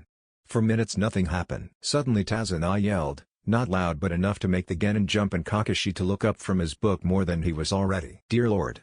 This is amazing. Scarfing down the remaining dingo, Tazuna soon joins his daughter's state of mind and relaxes into the chair. Damn right Dad, that boy knows how to cook. Watch your mouth, sunshine. Tazuna reprimanded, with no force behind it, making Tsunami want to laugh. After the Genin finished their exercises, they joined Shino and Kurenai in watching Naruto, who had by now removed his cloak, to which Kurenai grabbed up quickly, to the surprise of Shino as the others didn't arrive at the time. Folding it on her lap, she can slightly smell his scent wafting up. Nature-like, just like everything around them, but a sweet smell to it, that she could only explain as simply, Naruto. Everyone watched in fascination as he moved silently and fluidly between moves, dispelling clone after clone, thinning the crowd as time passed. Kurenai watched while just thinking about the past day and morning, how someone like him, a complete stranger, can just come into her life like this. She liked it, she won't lie, but it seemed a little off to her. Shrugging it off for later, she watches as he dispels the last clone and cuts chakra off to his feet, letting him drop down into the water, making a large splash. Hinata was odd, as was Sharan, to a higher degree. Shino actually looked impressed, which was impressive in itself.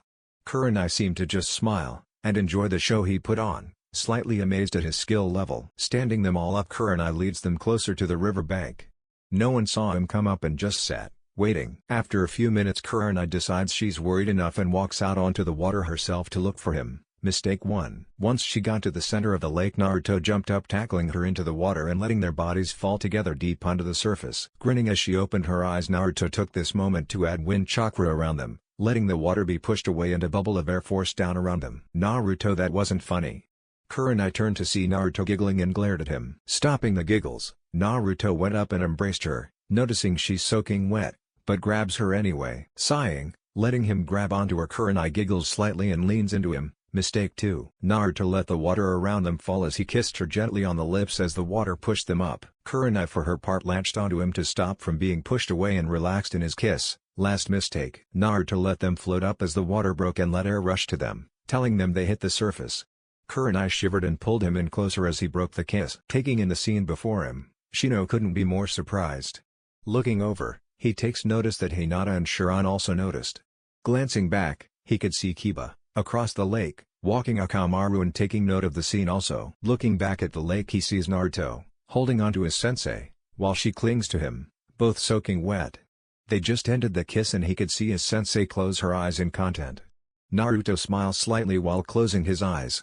Shino can see that they're both happy with each other. Taking a moment, Shino pulls out a camera and takes a picture, seeing as how the sun is reflecting off the water, just enough to make the scene look serene and peaceful. Hinata just sat down by Shino when the water exploded outwards, raining drops along her and the other genin. Looking up she saw her sensei and Naruto, kissing. Taking the decency to blush, she couldn't look away. The water glistening on them and the sunlight reflecting from the drops made it look gorgeous. Her eyes wouldn't move away from her sensei, watching her kiss the man that helped them defeat an A-rank missing nin and his apprentice. She's so lucky. Hinata thought to herself and sighed, wanting someone like that for herself. Shiran stared taking in the sight, more than a little confused. Seeing the other team's sensei kissing the man that saved their lives, he seemed nice enough, and she held him tight and didn't let go. Staring, Kiba couldn't take his eyes away from the scene. His sensei is kissing that guy that helped them. What does he think he's doing? Taking advantage of my sensei like that? Growling in anger, Kiba launched across the water, being one of few not seeing Naruto's sparring arrangement. Touching the water, Kiba initiated Gotsuga, spinning like a whirlwind right towards the one defiling his sensei. Opening his eyes to the splashing of water, and violent waves of air, Naruto notices the tornado coming at him. Changing his eyes to a raven's, he can clearly see Kiba inside. Sighing, he performs one-handed seals, creating a hardened wall of water between the two of them. Kiba, unable to turn fast enough, slammed into the wall, in which encased him and stopped his movement. By this time Kurenai opened her eyes to the sight of Kiba's head sticking out of a wall of water, which jiggled above the water like jello. Abruptly sighing she shakes her head. "Kiba, what are you doing?" Almost cutting her off he starts to yell. "Sensei, he was kissing you. I couldn't let him violate you like that." This causes Naruto to raise an eyebrow, taking this as an alpha wolf looking over his pack. "Yes Kiba, he was kissing me, I let him." Kiba looked down, slightly shamed. "I mean I'm sure it didn't look like he was forcing me, did it?" He shook his head at her inquiry. "Okay, well Kiba, if something like this happens again, wait, and ask later if it doesn't look forced." He nods again, and Kurenai looks over at the shore seeing the other three genin sitting there, Shiran with a puzzled look, Hinata with her mouth slightly open and blushing, and Shino looked oddly approving. Well hell. They all know now. No use hiding it I guess. Oh well, would have happened anyway, might as well sooner than later. Naruto calmly released Kiba into the cold water, the splash hit Kurenai, reminder her it's cold, and she clutched onto Naruto, who laughed along with everyone on the bank of the lake. "Oh funny huh? I'll show you funny Naruto." Grinning Kurenai pushed him under and swam down to him, pushing him down as they both spin around, mouths open. If they had air they'd be laughing. Pushing her up, Naruto watches her resurface and try to see him below the rippling plain. Coming up with a plan, Naruto pumps chakra into his feet, as he touches the bottom of the lake. Breaking the face of the water, Kiba takes an air and swims over to the other genin, which Akamaru already ran to and was sitting on Hinata's lap. Grabbing the ledge and hefting himself up, he shakes, showering the others with the water from his clothes and hair. Shino holds up his arm blocking his face, along with Shiran. Hinata was holding Akamaru, who for his part, shook off the water that Kiba put on him, causing her to squeal and jump as the water pelted her. Kurenai watched and smiled at the team as they all laughed it off. She started to swim to the bank, eager to dry off, or snuggle into Naruto's nice, dry, and relaxing cloak. Grinning at the thought she tries pulling herself up to stand on the water. Watching from below as Kurenai gets up onto the plane of water, Naruto pulls down another bubble of air. Noticing she finally got on top of the water, he launches, flying through the water fast enough to leave a trail of emptiness before the water caved in on the tunnel. Grabbing Kurenai on the way up, he uses wind chakra to cut air resistance and fly up higher with her in his arms and the speed drying them a bit. The Genin watched slightly amazed that he jumped that high, even through the water, and with another person along with him. They watch as he somehow slows his descent and they land in front of the Genin, still wet but not as soaked. Grinning Naruto pushes chakra through his body and the water repels him, pushing off and falling to the ground with a small splash. Doing the same to Kurenai, she notices a very weird sensation. As his chakra moves through her, she feels like the air around her is pushing down on her from every direction, not much but noticeable. Water falls off her as she sighs, the coldness leaving her, goosebumps forming on her exposed skin. "Kiba-san, stand please." Kiba looks up and scowls but obeys and waits, as Naruto dispels the water from around his body also. "They're better?"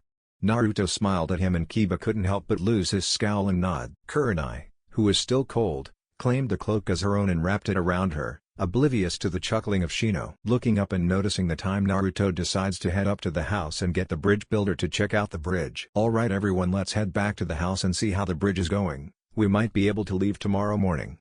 Everyone stood up and stretched, Kurenai keeping the cloak and pulling it away from Naruto when he went to grab it, causing him to smile and turn away, letting her have it much to her delight. Naruto takes point on the walk, with Kurenai to his side, Shino next to Sharan, and the last two together, each with their own conversation between each other. Kurenai decides to grab Naruto's hand and entwines her fingers with his. He looks down, then turns his attention to her eyes, and smiles at her before tightening his fingers a little. Smiling, Kurenai falls into step with him, and they make their way back to the house with everyone in tow behind them. Shino looks up seeing his sensei grab for Naruto's hand, smiling seeing them both happy, especially Kurenai. She was like family, and she's been stressed out lately, with the team and missions, along with Asuma bothering her. Turning, he continues the conversation on the Kaikacha bugs with Sharan, who seemed a bit interested in them. Hinata looks up and smiles with a little bit of jealousy but lets it go as she sees her sensei smile, one that was serene. Kiba noticed her, grabbed his hand and just sighed. Turning back to Hinata, he looked around noticing she disappeared. Looking up, he noticed she went up to their sensei. Taking a few extra steps, he weaves himself into the conversation with Shino and Sharan. "Kurenai-sensei, you seem cheerier than normal." Naruto heard this and grinned, while Kurenai blushed and looked over at Hinata. "Do I?" Getting a nod from Hinata, Kurenai thinks it over. "Yay, I guess I seem better than normal." "And sensei?" Gaining her attention, Hinata continues. "What about Asuma-sensei?" Kurenai flinches ever so slightly, while Naruto mentally sighs, and loosens his grip on her hand a bit. Not going unnoticed by the red-eyed beauty next to him, who also sighs and turns back to her student. "Well, we were never together, only dated. Even so, he bugged me too much, it got annoying after a while. A date once in a while wasn't so bad, but we never hooked up." Hinata nodded but Kurenai continued, "For Naruto's sake. And he'll just have to deal with it somehow, I guess. There wasn't much between us, and that wasn't about to grow anytime soon." Raising her hand with Naruto's interweaved in it. "Besides, as you can see, I think I found someone else. Asuma can do the same." Kurenai didn't once look at Naruto, besides his hand of course. Hinata smiled. She made her sensei explain that specifically so Naruto wouldn't be too caught off guard when they go to the village. Moving back, she enters the confrontation with the other Genin. Kurenai looked up at Naruto and saw his face start to soften slightly, as it had hardened when he heard about Asuma. Did he think I was using him? Tightening her fingers around his hand, she felt him do that same, albeit not as much as she did. Looking forward, Naruto notices the house come into view. Gently he pulls his hand away from hers, but she tightens her grip on his. When he looks, she shakes her head while opening the door and letting the Genin in first. Following the Genin, she pulls the boy attached to her hand along with her and he shuts the door behind him. Entering the kitchen, no one was inside. The team moves into the living room where everyone is seated. Tsunami and Tezuna are in the same places as before, relaxing and watching the rest of them. Kakashi is sitting in a chair reading his porn as normal. Sakura is next to Sasuke on the floor, Sasuke looking at a scroll, and Sakura reading a book she brought along with her. All is quiet until Kurenai and the Genin walk in chatting along with one another. Tsunami looks up and sees the two holding hands and smiles. "Hey old man, let's go check the bridge, see if you want anything else done with it, or if it's finished." Naruto announces and watches as all eyes turn to him. Tezuna stands up and stretches as Kakashi, Sasuke, and Sakura keep staring. Eyes travel down his arm, to his hand. Connected to Kurenai, Kakashi blinked and along with his students followed the arm up to Kurenai, who looked a bit uncomfortable but otherwise fine. They noticed the cloak she wore and how she seemed more relaxed. Kakashi dropped his porn, Sasuke dropped his jaw, and Sakura just stared. "The Ice Queen is with him? I mean, he is Minato's son." "But oh, whatever." Kakashi picked his book up and continues his read. He got someone like her." Gritting his teeth, Sasuke scowls. How is he so powerful? How can he get what he wants?" Damn it, I'm an Uchiha, I deserve to get what I want. He's with Kurenai-sensei now? Does that mean he's better than Sasuke? She thinks on this for a bit and shrugs, going back to reading. Yeah, let's go check the bridge, brat.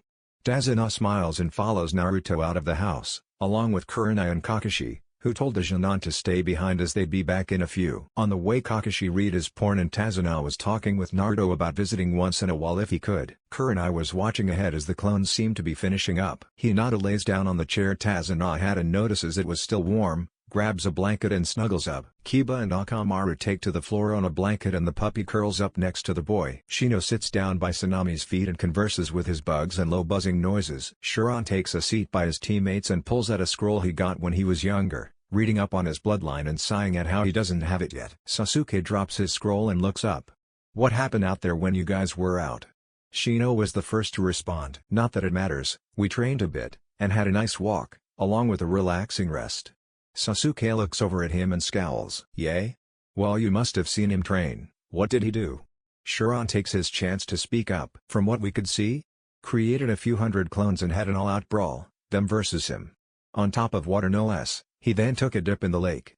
Continuing his reading, he could feel Sasuke's gaze on his skull. What? Sasuke could do that no problem, he's nothing special. Sakura offers her 2 cents. And almost everyone glared at her. Well, then he also grabbed Kurenai-sensei and they both seemed to have a good time underwater, evidence from their laughing. Hinata commented and Sasuke swiveled to her. He's one hell of a guy, stopped me dead in my Gotsuga, one-handed seals no less. Long as he takes care of her I don't mind him with our sensei. Kiba smiles at this and Sasuke turns to him, growling. He can't be that strong, he's not that much older than us. Sasuke fumes and picks up his scroll, intent on figuring out this jutsu before they left. Tsunami picks up a book that Naruto seemed to have dropped before they left to train earlier. She opens it to the inside cover and notices it's a bingo book for Iwa, Kumo, Ame, Kuza, and Kiri. Everyone in this book is in all of the others, and have a huge bounty on their heads. Turning to a bookmarked page she looks at it, and almost drops the book, catching herself at the last moment. There in the picture stood a cold and stoic-looking boy, with a cloak and pants, silver with black flames and red trim. Along with 2 belts, forming an X in front of his pants. Taking the time she started to read the entry. Name, Naruto Uzumaki Namikaze. Alias, Nature's Wrath. Status, capture or kill on sight, if alone, flee. Description, blonde, shoulder-length hair. Silver pants with black flames and red trim. Definite whisker marks on face, 3 on each cheek. Belts crossing over pants, makes X black cloak. Whirlpool crest holding it closed. Abilities, seems to be able to use every element, but cannot combine them.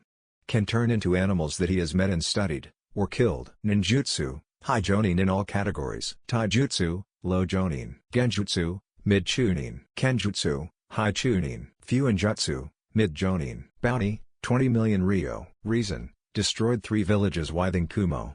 Took out a hunter team in all villages. Took out half of Iwa, no casualties. Son of Yondaime Hokage of Konoha. Killing the Yondaime Mizukage. Tsunami couldn't believe it. Naruto? A criminal? Or, was it the other way around? Were the villages the criminals, and Naruto taking care of it? Either way, he helped them, she doesn't care. Closing the book she hides it away from everyone else, and sighs getting another piece of dingo. Reaching the bridge, Tazuna looked on in awe. It took him a day to do what his hired help could do in a week. This looks great, I'd say there's only a few things that need to be added, but other than that it's done. Tazuna smiled as he looked over at Naruto, who beamed at the praise. Well, tell me what to add and I'll do it while we sleep. Tazuna shakes his head. No sorry Naruto, but this is something I want to do with a few helpers from the village. Grinning Naruto nodded and released all the clones. Kurenai took the chance to go to the bridge and look over the edge, down it into the face of the water. So Naruto, you're heading back with us to Konoha, correct? Kakashi put his porn back and conversed. Sighing, Naruto nods.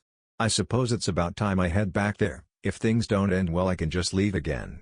Sparing a glance at Kurenai.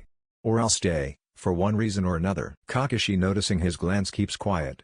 That should relieve the Hokage. I'll send a messenger ahead to alert him. Naruto interjects. Actually, keep it a secret, I want to surprise the old man myself, if you don't mind Kakashi-san. Shaking his head, Kakashi smiles under his mask and looks over the water, seeing the sun starting to set in the reflection. Well, the bridge looks great. Coming back from checking the other side. Let's go back home, you probably want some rest and I don't want to be out here long.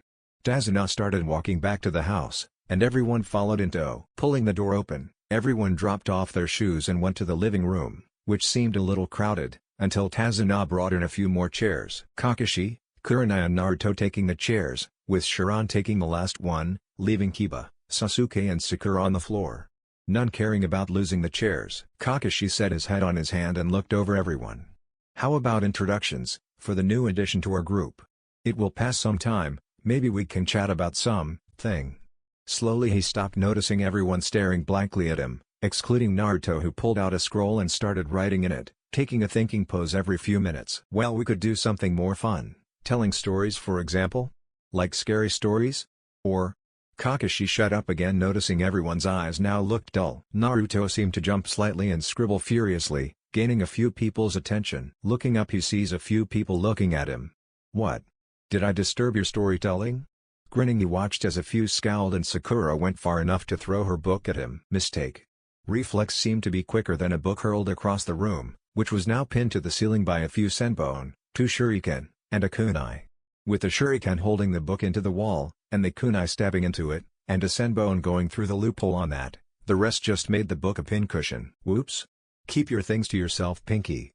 Naruto coldly states and goes back, finishing up his scroll and setting it away with a smile. Sakura slides up to Sasuke and watches him read, to which amazingly the Uchiha didn't move away, too engrossed in the scroll. Sighing, Naruto relaxed more into the chair, slumping and setting his head onto his hand, staring out the window across the room. Kakashi pulled out his book and kept reading, a faint blush on his face. Kurenai snuggled into the cloak that she still had on, and seemed to curl into herself on the chair. Tsunami fell asleep on the chair, along with Hinata in hers, and Kiba with Akamaru. Tsunami fell asleep also, curled up with Shino, who was either asleep or very still, and didn't look too uncomfortable. Sharan seemed to be trapped in his book and didn't want to be disturbed. After looking around, Naruto looked at the time, and noticed, since they got back from the bridge, that time had flew by.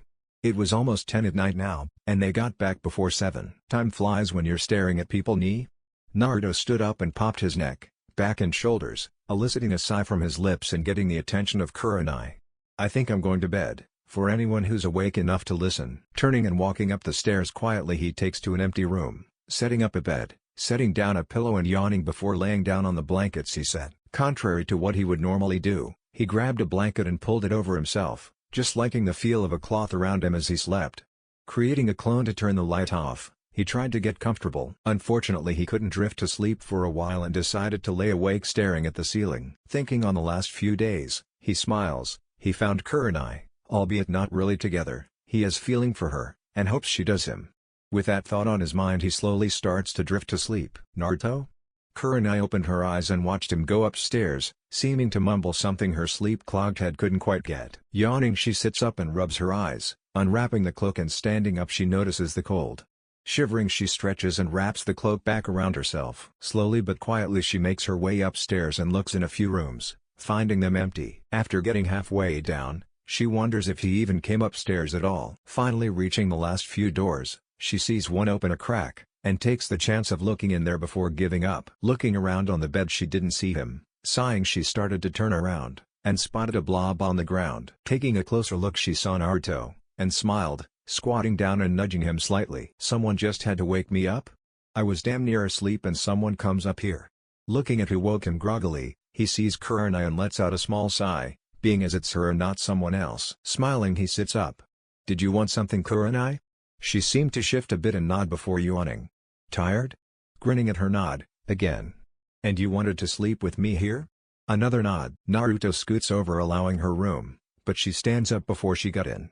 Taking the chance to move the cloak, folding it and setting it on a bed. Naruto could see her goosebumps that accumulated on her legs. Taking a quick walk, she turns to the bathroom and changes out of her clothes, leaving her in her fishnet shirt, with built-in bra, black panties and a pair of shorts over them. Of course she didn't take off the beautiful necklace around her neck. Picking up her clothes, she walks back into the room and sets them on the cloak. A slight blush adorned her cheeks as Naruto watched her slide in next to him, her petite body fitting next to his with room to spar on the makeshift bed. Naruto slid down and rested his head on the pillow, allowing her to situate herself as she sees fit, before getting comfortable himself. Kurenai turned around a few times, not getting too comfy, before sliding up to Naruto, and feeling his warmth.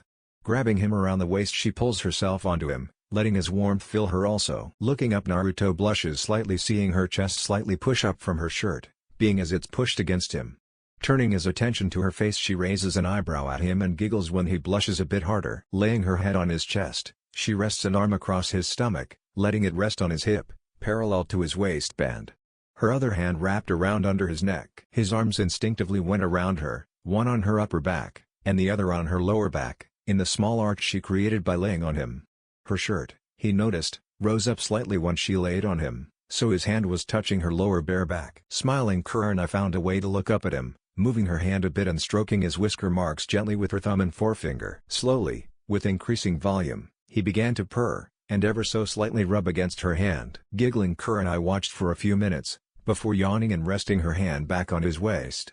In turn, he moves a few strands of hair from her face, and tucked them behind her ear as she closed her crimson eyes with a smile. "Good night, Naruto-kun," she mumbled, and Naruto smirked. "Good night, Kurenai."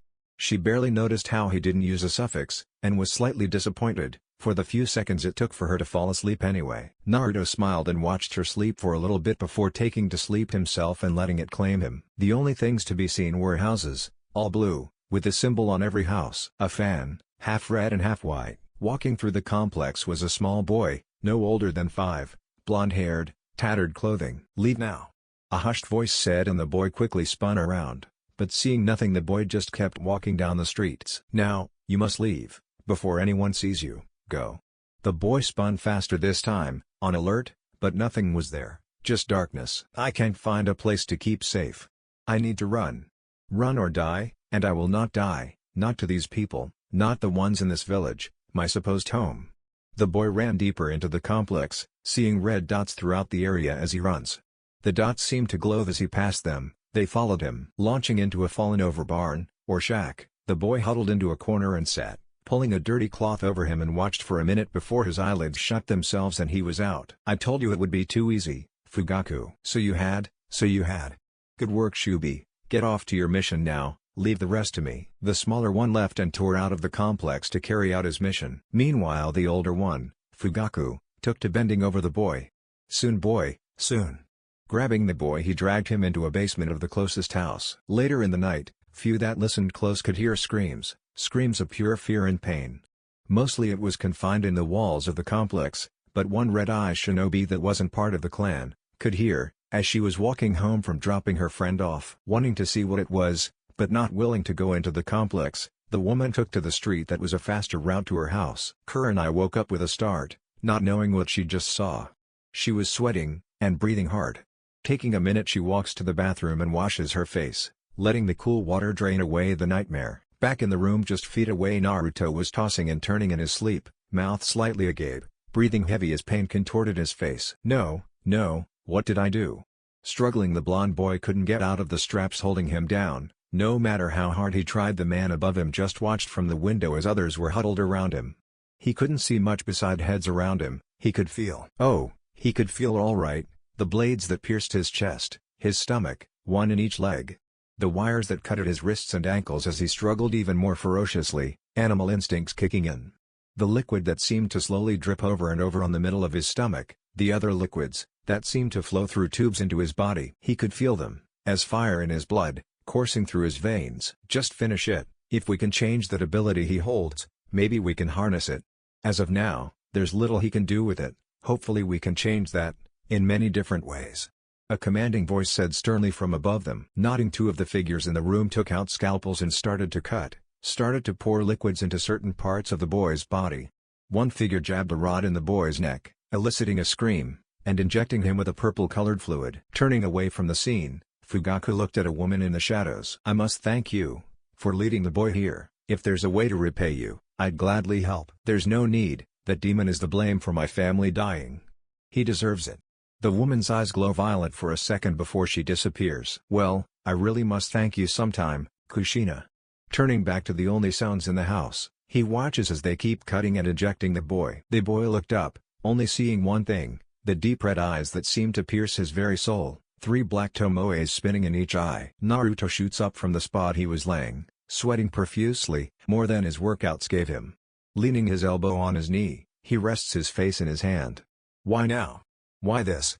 Why? Naruto looks up, amethyst eyes bloodshot, taking in the room. Sighing heavily, he drops back and lands with a thud onto the pillows he set. The thud was enough for Kurenai to hurry back. She left the bathroom already. Speeding up, she turns into the doorway, light hitting her face lightly as the moon shines. Naruto looks at the sound and stiffens quite a bit, seeing red eyes, not the fact they were almost pure red, but they were the same color. Quicker than she could blink, Naruto was up and in a defensive position, kunai out and ready to strike. Raising her hands, she kneels on the floor, telling him she surrenders. What's going on? Why is he acting like this all of a sudden? Kurenai thinks slowly as she stares at the man, eyes betraying anything she saw before, promising death. Nah, Naruto. Please, put the kunai down. She spoke slowly, trying to get him to listen. After a few seconds, his eyes widen, more and more until he shakily drops to the floor, tossing his kunai back into the wall. Walking on his knees, he slowly moves towards her. Grabbing her face tenderly with one hand, he gasps, and pulls her into a hug she was completely not ready for, pulling her to him. Fast enough that they spun and Kurenai landed on her back, his face on her stomach as he grips at her shirt. She could distinctly make out him saying "I'm sorry." Slowly a few times, in a hushed voice. He seems so fragile right now. Slowly she grasped him and pulls him close, letting him know it's okay. He fell asleep that night, faster than any other night in his life. Keeping herself up for a while longer, she ponders what just happened, silently swearing to figure it out later. She slides the blanket up, taking a glance at the kunai in the wall, and falls asleep with the blonde boy on top of her. Waking the next morning, Naruto found himself more comfortable than normal, his pillow slowly moving rhythmically up and down. Not wanting to open his eyes, he tries to remember the night before. After a few minutes he remembered. His fear, his hate, the fear in Kurenai's eyes. Looking up, he finally opens his eyes, finding out just where his face was. Slowly, very slowly, Naruto tried to move away from the woman under him, who pulls him back, as her arms are around his back, fingers entwined cutting off his escape. Naruto sighs, his head rests on her shoulder, face pressed against her breast. Moving his hand up, he grasps her face gently, moving a few strands of hair out of her face and stroking her cheek softly. He could distinctly see her head move ever so slightly to his touch. Nuzzling? Very cute, Kurenai, very cute. Naruto laid his other hand across her toned stomach, holding her hip. After moving his hand away from her face, he gently nuzzles into her neck. The sweet smell of roses, along with her scent, is intoxicating. Hesitantly he kisses her neck, once on her jaw, and another on her cheek. Feeling him move around and try to get up, Kurenai quickly pulls him down. Fighting down her blush, she keeps up the act of sleeping. Unknowingly she began nuzzling into his hand as he stroked her. Holding back a shiver as his hand moves to her hip across her stomach, she wonders how her shirt rode up above her belly button.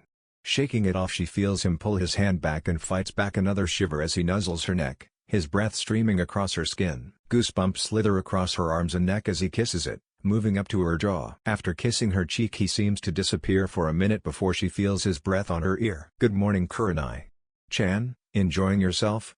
Quietly he whispered in her ear, causing her to stiffen and blush. Opening her eyes, she down at him, head still resting on her upper breast and shoulder. "Yes, I am actually, very much so." Smiling down, she watched him try to sit up, futile as she pulled him back down, causing him to blush, feeling her breast touch more of his face. Looking down, she noticed the built-in bra of her shirt was in its proper place, so she didn't say much, just blushed at the feel of his head pressed against it. "You're cute when you blush, Kurenai-chan." Kurenai for her part sat up and pushed him down, making him into her pillow. Tossing her leg over his, her waist at his knees, she rests her chin on his chest, staring into his eyes. "What? Don't like calling someone something so affectionate?" "I'm just not used to it, I guess. Never had someone to be affectionate with." Naruto smiled and stroked her hair as she laid her cheek against his chest. "But for you, I think I can make an exception to that." Naruto could feel her smile against his chest. "That's good." Pulling the blanket over them more, Kurenai rests a hand on Naruto's shoulder, pulling herself up a bit, head now resting in the crook of his neck. Wrapping an arm around her, he contemplated laying here all day, not wanting to get up. Kurenai sighed, letting herself relax as much as possible, feeling his heat flow throughout the blanket. Closing her eyes, she takes in his scent and breathes deeply, feeling his arms slide around her back tighter. Naruto smiled, seemingly taking to her idea, and closed his eyes also, while letting one hand slide through her hair, gently untangling it. Not many were up in the morning, Tsunami noted, wondering where the whirlpool and Rose are. She noticed that, along with everyone sleeping in the living room, there was two missing, and the door stayed shut, the windows shut, It could mean only one thing. They took a room. Tsunami did one of the few things she could that morning, went out, grabbed some food, and came home to cook it.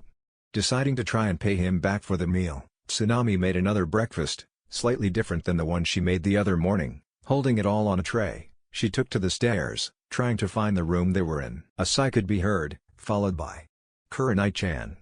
I must be lucky to find someone like you. That was Naruto. She made her way down the hall and cracked open the door, seeing Naruto staring at the ceiling with a raven-haired rose on his chest. Knocking softly, Naruto looked up and pushed a finger to his lips, letting a small hushed hiss breathe out. Tsunami smiles and walks in, setting the food down. Kneeling next to him, she takes a look at Kurenai and couldn't help but be a bit jealous. I just wanted to thank you for the money you gave us, and that breakfast, it was delicious, she whispered to him. Nodding with a smile, he pulls a bit of hair from Kurenai's face and rests it over her shoulder, letting her neck show, along with the chain of her necklace. It's nothing really, I'm returning most of the money. In fact, grab my cloak, and I'll give it to you now. Tsunami would have, but she was entranced by Kurenai's necklace. Following her gaze, Naruto grinned when he saw the necklace. Not too big. He noted. Yay, sorry Tsunami, but that was the only thing I wanted to keep from the raid on Gato's hideout. Tsunami just nodded and absently grabbed the cloak, handing it to him, who proceeded to take out the scrolls, and open them up. Money, jewelry, documents, bank statements, and more dropped out, falling into neat piles, sorted by the scrolls. Tsunami picks up a few things and dropped them, thinking she was crazy for seeing it all. Turning to Naruto, he nodded. Yes, it's all yours to do with, give to the village and help prosper. Tsunami had a few tears in her eyes at this and said a very quiet thank you. Naruto smiled and nodded again at her, grasping Kurenai lightly, running his fingers through her silk-like hair. Tsunami grabbed a bucket and put it all in there hesitantly, and put the bucket in the corner. Sliding around Kurenai, she hugged Naruto. Pulling back, she stood up with a renewed look on how the village was going to be. You should eat before it gets cold. Come downstairs when you're done. Actually, I think me and Kurenai are going to stay up here, it's quiet, and we won't have to move. His grin grew as he talked about being lazy. You're welcome to come back up and chat though whenever you want to, just come knock. Smiling, Tsunami nodded and walked back downstairs, letting the door click behind her. Hey Rose. No reply. Come on Kurenai-chan, wake up, food's here. Again no reaction. Smiling, he let her slumber, gently grabbing the pendant and taking a better look at it. Just as he lifted it up from under her chest, her hand shot up and grabbed at his wrist. Looking up, her tired eyes find his and she releases his wrist, blushing. What was that? I try to wake you and you're blocking me out. I grab at your necklace, and you attack me? Grinning, Naruto lets her sit up, adjusting her shirt a bit, leaving the hem above her belly button, exposing her toned stomach. Yawning, Kurenai stretches one arm above her and uses her free hand to cover her mouth. Naruto grins at her. What? Oh, nothing. We should eat. Naruto gestures to the food, grabbing some and handing them to Kurenai and taking a mouthful himself. No, nothing. What was it? Kurenai set her food down, noticing Naruto somehow finished half his meal already. Swallowing, Naruto responded. Nothing at all, Rose, now eat. Smiling at her, he watches her pout and grabs some food, while he himself finishes up his meal, and grabs some tea. I wonder what it's going to be like, being back there again. Slowly he sips his tea, mind being occupied. Looking up, he couldn't help but smile. She's great, gorgeous, nice, caring, and she knows about me, I'm sure. Kurenai just ate mindlessly, thinking about finally getting home and telling her friend about this adventure she had. I wonder how long it will take before she leaves though.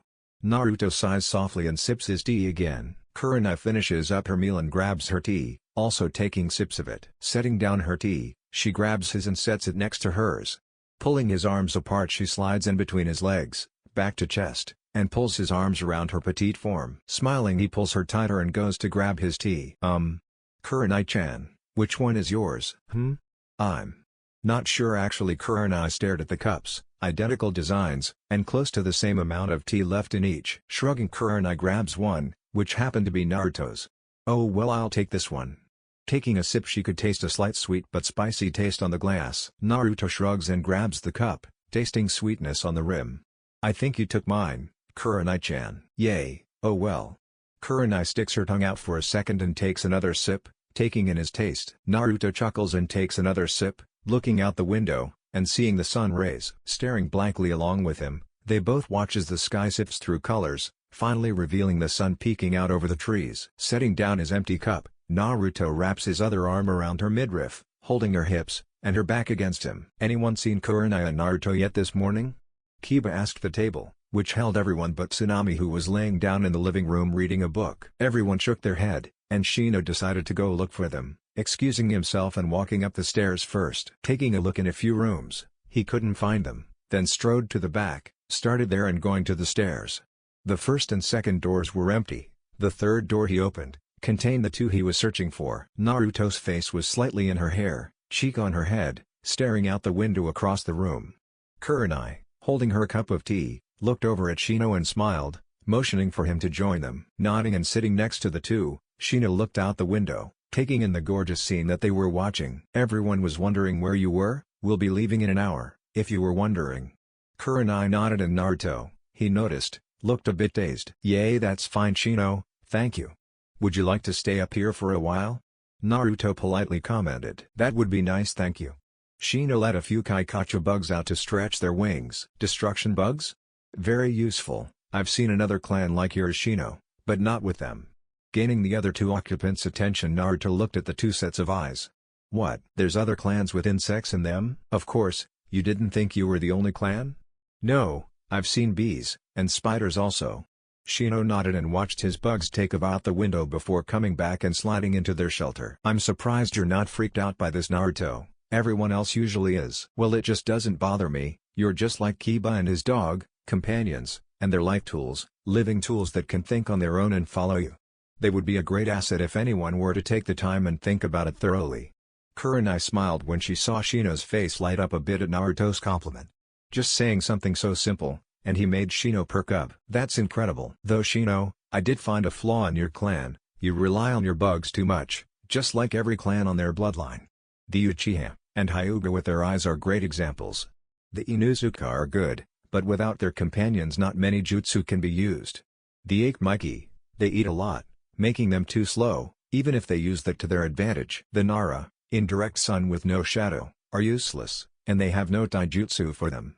The lesser clans though, without actual bloodlines, concentrate more on their own work and power, not that gained by blood, but by sweat." Shino nodded slowly, while Kurenai was stunned.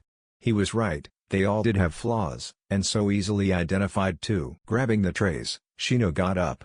"Thank you, Naruto. I'll consider trying to find an alternative for that problem in my clan. If you would help me sometime, I would appreciate it." Naruto just smiled and nodded, seeing the Aburame nod and walk out with a warning of a half hour left. Kurenai sighed, not wanting to get up. Reluctantly she tore from his embrace and stretched her muscles, popping bones around her body, unknowingly making her shirt raise more, giving Naruto a nice view of her back and firm butt as her legs stretched out, on her tiptoes. Kurenai yawned again and went to grab her clothes. Naruto intercepted her and gently pushed her against a wall, taking the time to kiss her sensually. Taking the chance, she caressed his cheeks and wrapped a hand around his neck, pulling him closer. Naruto pulled his hands from her shoulders, letting one rest on her neck and the other on her hip. Kurenai opened her mouth, biting down on his leg gently, giving him a sultry smirk before pushing him away with a last quick kiss and getting her clothes. Growling, he chased her down the hall until she closed the bathroom door in his face, giggling the whole way. Naruto playfully growled again before going to grab his cloak. Kurenai came out, and strode to the room where they were laying, seeing Naruto looking over his belts and cloak. Hey, we're about. Naruto and Kurenai appeared, in a swirl of wind and rose petals respectively, to leave. Sakura stared at them as they walked up to the front of the group, Naruto not even sparing her a glance. "Well, we should be going as soon as possible. We need to report the mission and get ready for anything else the Hokage may want us to do." Tazuna nodded at Kakashi and decided to take a stroll with them to the bridge, grabbing a book on the table. Tsunami and Inari wandered after them. As they walked down the streets, everyone got waves and cheers. Naruto got more so than the rest. This unnerved the Uchiha quite a bit, along with the Pinkette. Arriving at the bridge, there was a cloaked item, huge, about the size of a couple of fridges bunched together. "This is our memento to you all for helping us." Tazuna grabbed the cloth and pulled, revealing a statue of Naruto holding Kurenai, along with Kakashi next to them. The Genin were all seen slightly behind them all. Under the statue was an engraving, and it read, "To those that helped save this village, and a memorial to the completion of this bridge, and the lifting of Gato's curse. Sharingan Kakashi, Genjutsu Mistress Kurenai, Hyuga Hinata, Inuzuka Kiba, Aburame Shino, Uchiha Sasuke, Haruno Sakura, and Terumi Shiran."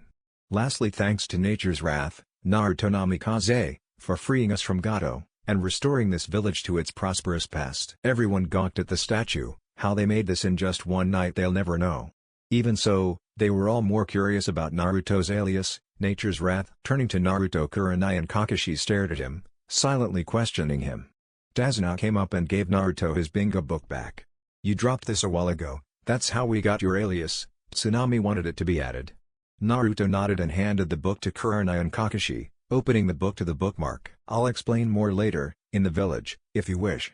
Both Jonin were awed by his status in the bingo book, blinked and nodded, handing it back to him, who put it in his pouch. Deciding Kurenai might not want him around, he thought up a plan.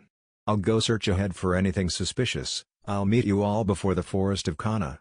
Before anyone could say anything, he was gone, along with a gust of wind that messed up everyone's hair, even Kakashi's gravity-denying hair. Which was still gravity-defying, it was just slightly more sideways than before. Nothing exciting happened along the way. The two teams saw a few odd arrangements, most likely by Naruto running by. Nothing to be concerned with, yet. A few dead animals, seemed to be vicious looking. Kakashi had the distinct feeling of being watched but couldn't place which direction to look, so he just left it. No confrontation, no retaliation. Kurenai had been thinking over the nature's wrath, and who he is to her. How she had relaxed and let him in after such a short time. No one had been able to do that before, not that easily, or at all. Idly she wondered what would happen when they got back to the village, with Asuma and the Hokage, with her friend Anko, or the rest of the teams. Shino was simply contemplating how Naruto was reacting to him, seemingly a great friend. He soon just turned to his bugs and conversed with low buzzes, which got a few weird looks and one freak look. Sasuke stayed brooding about Naruto. The rest just walked, not really talking and taking in the scenery. It was a nice peaceful morning. While enjoying a comfortable walk, Shino allowed his bugs free roam, and Kiba allowed Akamaru the time to run around before getting into the walls of the village again. After what seemed like an hour with no sign of Naruto, Kurenai started to wonder where he could have gone off to. While he hadn't left his cloak, she could still smell his scent on her clothes, on her skin. The forest started to thin, and on the edge they saw what appeared to be a pure black panther, which seemed to be waiting for them on its haunches. 9 foxes swarm around it, as if living fire. When the two teams came into view, the panther didn't seem the least bit fazed. The foxes, on the other hand, acted lividly, causing the whole party to halt. The glowing eyes of the foxes staked to each of them, caution evident within them, the will to fight noticeable. Kurenai was the only one to keep walking. The foxes began to growl softly, until the panther silenced them by picking up a paw and letting it fall, a dust cloud puffing up. Hesitant from the growls, Kurenai didn't stop, just slowed and knelt, slowing her pace, and slid up to the panther, smelling an intoxicating aroma. Smiling, she pet the panther, who in turn stayed still, but a small smile could be seen. The foxes seemed to dissipate into red smoke and disperse into the wind. Standing, the panther kept up with Kurenai, who was joined by the others. Soon the teams, plus Wildcat, all find themselves up at the gate entrance. Izumo and Kotetsu guarding the gate as normal. Procedural, "What's your business?" Izumo asks without a care really, just eyeing the panther that Kurenai is petting. It's huge, up to her belly button, while on all fours. Staring up with an amused animal smile, the panther notes Izumo looking at him. Just back from wave. Mission successful. C rank turned into an A rank with the turn of Kakashi looked back to see Asuma's team walk up, after finishing a mission just outside the village. "Ah, Kurenai, Kakashi, good to see you." The chain smoker just pulled out another cigarette and lit it, taking a drag. "Mission went well, I see." Asuma drawled off, taking in the look of Kurenai, along with the panther that seemed to be staring back at him. Taking a surprised step back, he clears his throat. "Well, Team 10 back from a mission to find Tora." The two teams groaned, and the panther seemed to sweat drop at this. "Kurenai, you're looking lovely, something seems different about you today." Asuma smiled a friendly smile. Too friendly, Kurenai could feel the panther start to get agitated. "Yes, well, thank you." Turning to the guard, she made a show of standing up straight and moving her hair, showing the pendant, making sure Asuma saw it before continuing. "Can we go in now? We must report to the Hokage." "Yes, of course, sorry." Kotetsu smiled and opened the gate with Izumo, letting the 3 teams in. Shikamaru took the time to study the panther, for all of 3 seconds. The cat in his hands was the main problem. Choji barely glanced at it, leaving the fact that if he didn't disturb it, maybe he would be fine. Ino couldn't take her eyes off of it, the sun glinting off its fur, and a foreign animal she hasn't seen much of, especially in person. She blinked and looked away when she felt the awkwardness of its purple feral eyes, staring back, as if into her soul. She shivered, not liking the idea, and fell in step with the other teams and her sensei. "So, Kurenai, how was the mission besides successful?" Asuma attempted conversation with the Raven Rose. "It was interesting to say the least." Noting she looked down at the panther as she was talking, he glanced at it to watch it look around the city. "That's a nice cat you got there. When did you come by it?" "More like why the hell did it stay?" Taking out a cigarette, he lights it up, taking a drag and exhaling loudly. "Just on the road, it was following us and so I took it in." Smiling down at the panther, she rested a hand on its head. No one objected to this. Sakura seemed about to, but Sharon stopped her. Taking note of how she cringed at the smell of the tar-inducing smoke, the panther grinned, noting a rock in its path. A few seconds later it snapped its back paw, barely noticeable, and shot the rock up, hitting the cigarette and sending it into the air. First all was good, walking with the woman he was trying to date, smoking a cigarette, life's good. All of a sudden his cigarette is knocked into the air by an invisible force, sent spinning out of control and landed on the ground, where a civilian walked on it without notice. "The hell?" Kurenai noticed the exchange and had to try to help herself from laughing. After composing herself she turned back. "What's wrong, Asuma?" Motioning to his mouth, index and middle fingers slightly open in a V shape, he slightly pouted, hoping it was a fluke. He grabbed another and lit it, only to find the lighter didn't work. Using a small bit of fire manipulation, he lit it and took another drag. The panther used a bit of wind manipulation and knocked it out from his mouth, shredding it with a flick of its tail. Now Asuma wasn't one to get angry fast, but his cigarettes are his outlet for stress. Take them away and he's a ticking time bomb. Quickly he took another one out and lit it, taking a drag and pulling it from his lips instead of keeping it there. "Look mommy. That's a big kitty, can I go pet it?" Can I? Without waiting the child ran up and went to touch the panther, who used the dust with earth manipulation to cut out the oxygen for the cigarette. Growling softly, the panther stared at the kid for a second. Hold on, you need to show respect for the panther, they hold pride almost like the lions do, so ask him first and be respectful." Kurenai quickly interjected as the group stopped, taking in the scene, everyone in Team 10 tense, and the others looking curiously. "Oh. I'm sorry kitty, may I please pet you?" The child held its hand out and let the panther sniff it, putting up the act. "I'm so sorry. He got out of my sight, Kugi, you know not to run off like that, and be careful." The mother scolded her son, worried for his safety with the panther. Looking up apathetically, the panther nudged the boy's hands softly, letting him know it's fine. With a small squeal the boy set out to petting the cat, scratching behind its ears, and giggling when it purred. "Come on Kuro, we need to go." Kurenai's voice split the air. The giggling stopped but the smiling boy waved at them as they left to the Hokage's office. The panther looked up and gave the equivalent of an raised eyebrow, to which Kurenai used seals to answer. "Just needed a name, don't worry Kuro, it won't stick." Maybe. Kurenai mentally smiled and laid a hand on the cat's head. The panther just snorted and kept in stride as they walked into and through the halls of the building. "Team 7 and 8, mission to wave, the Hokage is expecting us." Kurenai spoke to the secretary who nodded and gave the big cat an odd look. "Team 10, mission to catch Tora, the Hokage is also expecting us." The secretary nodded again and let them through. Kakashi knocked and heard a low enter, then opened the door. Walking into the top room of the tower, where the leader sat, they all stood at attention, even the panther sat slightly straighter on its haunches. The Hokage merely glanced at the panther and raised his eyebrow at the show of respect from the wild animal, that is before it jumped on his couch and laid down. Hinata looked at the panther and giggled, taking a seat by it and running her fingers through its fur. To which Kurenai glanced back at her, reminding her of where they were. Sitting up straighter, Hinata kept petting the panther, but looked more professional. "Okay. Well, first is first, report, in ascending order." The Sandaime ordered and packed his pipe with tobacco. "Team 7, led by Hatake Kakashi, mission successful. We encountered an A-rank missing nin, Zabuza Momochi, and his apprentice Haku. Turning the mission form C to A rank, and are told to be paid as soon as they regain control from Gato, who took over and dropped the country into poverty." Kakashi spoke fluid and calm. "Team 8, led by Yuhi Kurenai, mission successful, accompanied Team 7, led by Hatake Kakashi, stated quickly but calm, knowing everything was said, except one, and that was a surprise for the old man. Team 10, led by Sarutobi Asuma, mission successful, Tora was caught on the edge of the forest of death."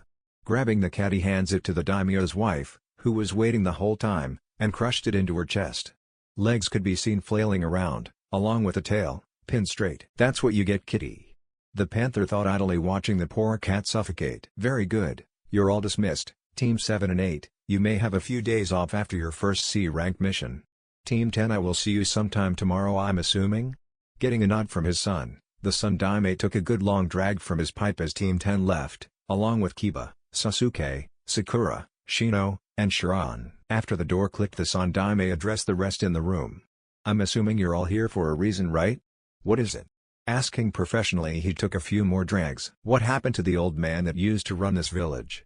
This Sarutobi seems to be more cold, withdrawn almost. Within the span it took for the man to turn and look out the window, Naruto seemed to appear and took the place of the panther, in which Kurenai took the seat next to him. He nodded, scratching behind his ears, and his arm around Kurenai's waist. It was at this time that Iruka came in the room from the back room, unnoticed by everyone present, to drop off more paperwork. Hey, old man. Long time no see. Don't I get a hi at least? Accompanied in between his small sentences was a low purring sound as Kurenai was stroking his whisker marks gently. A few things happened in only a few seconds. First, the Hokage dropped his pipe, and Iruka started to scream at the boy, before the Hokage's shattered pipe made its presence. All eyes turned to the Hokage, watching and waiting for his reaction. Slowly, ever so slowly, the professor brought himself to turn around, and just as slowly, his body reacted, first taking a look out of the corner of his eye and gasping. After the first glimpse, he spun half-circle as fast as any shinobi could, taking in the boy on the couch, not even noting Kurenai and Hinata. Minato? No, he died. That could only mean... Oh dear. Can it be? Naruto? Not believing his eyes, the Tsunami slowly crept forward. Yay, it's me, long time no see ni? A smile crept up onto his face as the old man took Kurenai's place with his hand, feeling to see if it's true. I thought that as long as I met up with Konoha, I might as well come visit, or possibly stay. That so far is debatable. After taking a glance at Kurenai mid-sentence, Sarutobi finally took notice of her, eyes widening as the kunoichi blushed deep crimson. And of course, I've missed you, old man. It's been a while, I had to come see you at the very least. Nodding, the Tsunami knew what he meant. If nothing happened between them, he would have come anyway, if nothing more than to see an old man like me. Smiling, the Tsunami nodded again and sat back, more cheerful than anyone has seen him for a good 9 years. Well then, my boy, what do I owe this pleasure? Kurenai, Kakashi, and Iruka were stumped. The Hokage? Owing pleasure? Just what do these have in common? Just your time, old man, nothing more. I may decide to stay, if that's fine with you? Hiruzen couldn't do anything but smile brightly at this. Of course, I will give you your inheritance and you can move in there whenever you feel like it. Of course this means... The Hokage was cut off when his secretary came in, took one look at Naruto and blushed. Don't forget the council meeting you were called to, Hokage, it will be starting in about a half hour. She closed the door after taking another glance at the feral man on the couch. Naruto noticed the Hokage sigh. Old man, what happened to you? You were the Hokage, now you're like, the council's bitch. Everyone gasped at his analogy, but the Hokage knew he was right. I mean, come on, they have more power than you now. And it's all cause of your laziness. You forget, this is a shinobi village, not some ransacked civilian place. You own this village, and you control it, old man. Everyone was stunned. This boy had just come in and basically talked down to the Hokage, to which he did nothing back. Iruka stared at the boy, slowly his anger rising. Listen you. Enough, Iruka, the boy is right, I have been slacking, and this is my village. The Hokage stopped him swiftly. You are also the god of shinobi, if I remember. You lived through 2 wars, and you're letting these pansies push you around, Sarutobi, Naruto continued, calling him by his name. To which the Hokage knew he was serious. His demeanor changed. He sat up on the couch, Kurenai holding onto his arm with hers, Hinata staring at his hand, Kakashi and Iruka dumbfounded. Yes, you are right, Naruto, I believe it's time for change, though I may need some help, they do have more power than me. So Naruto Namikaze, will you help me with this? Also, I would inquire as to how you know about the council in this village so thoroughly after so long. Smirking slightly, he answered with, Old man, you really think I'd leave and not have at least one spy in the village? If there ever was a chance, I'd want to return? They have my specific orders to just get information, nothing more, nothing less. Well, turning into Jirai already, aren't you, Naruto? Smiling, Sarutobi reached over the desk, offering his hand to the boy. Naruto grinned, his old man back, nodding and getting up to shake his hand. Kurenai and Hinata in tow, he bows lightly. I'll be seeing you, old man, I presume I will be placed on a Genin team? Just tell me which one soon enough. Call me if you need me, I'll arrive. Naruto grinned and grabbed Hinata's hand, leaving in a sunshine of snow that sparkled before melting into nothing. Kakashi, Iruka, you may leave, I have a meeting to get to. The Hokage grinned and walked out the door, a prideful aura around him. Appearing just outside the building, Naruto let go of both of them and stood facing them. It's been a while since I've been back, how about some nice food? Ichiraku's is great for ramen, I say we go there, anyone else in for it? Both women looked at one another and nodded to Naruto. Alrighty good, well it's this way so. He grabbed their hands and pulled them towards the restaurant at a normal pace. Kurenai looked over at Hinata, who looked a bit red and had his own outlook in her eyes. Seems she has a crush on Naruto. This can't end well. Naruto moved the curtains away and sat down with Kurenai next to him, and Hinata on her other side. Oi, old man, 3 beef ramen, Naruto yelled into the shop. Hey! You cannot come in here talking like that. Tucci came around the corner and dropped the bowl he was cleaning, which crashed to the floor, shattering into hundreds of pieces. Naruto, he said in a low whisper. Ayame, get out here and serve our guest. After some murmuring and shuffling, a brunette teen walked out and with a pad and pencil. What can I get for you today? 3 miso, 2 beef, 2 chicken and some of your cinnamon tea please. A beef for me and some herbal tea. Miso please, with some honey tea. Quickly writing without looking up, Ayame walked to the back and prepared the food. Tucci looked after his daughter and knew her depression, though wondered why she didn't look up at the customer. So old man, how's business been around here? Naruto asked, quietly taking Kurenai's hand. Kurenai looked over and saw Hinata grabbing chopsticks for them all. Well, it's been. Tucci smiled at him. Not even close to as good as when you were here, but it's all right. Taking a quick look, he continued. She's been really down since you left. Every year she gets like this. He motioned to Ayame, who was just finishing the noodles. Here you are. Ayame somberly set down the bowls and took a seat to relax. Itadakimasu. The three said in unison and dug into their food. So Ayame, how have you been? He could see her ears perk up slightly and she just shook her head. I've been alright, I guess. I miss my little buddy. Finally she looked up to see who was talking to her. Naruto. Jumping over the counter she hugs him, missing the ramen bowls. They both fell to the floor. Where have you been? Around, Ayame. Around. Smiling softly he patted her back as she got up and blushed. Good to see you're back, Naruto. You'll have to explain your trip sometime. She got back to work in a much more perkier mood than before, humming a tune. Taking his seat, Naruto glanced at Kurenai and saw her delicately eating her noodles and reading a poster on the far wall. Grabbing his chopsticks he makes his way to finish his ramen, done with a couple bowls in only a few minutes. Sipping at his tea he sighs contently. Seeing Hinata next to him and how she was eating almost identically as her sensei, he couldn't help but glance back at Kurenai, and back to Hinata, shrug, and continue with his delicious noodles. Setting his finally bowl down with a content sigh, he stretches, popping his shoulders and back. Well. Taking a quick sip of his tea he notices it's almost gone. It's getting late, I guess I should find a hotel and get Hinata home. Quickly he finishes his tea and pays for the whole meal. Yes, that would be nice, thank you, Naruto.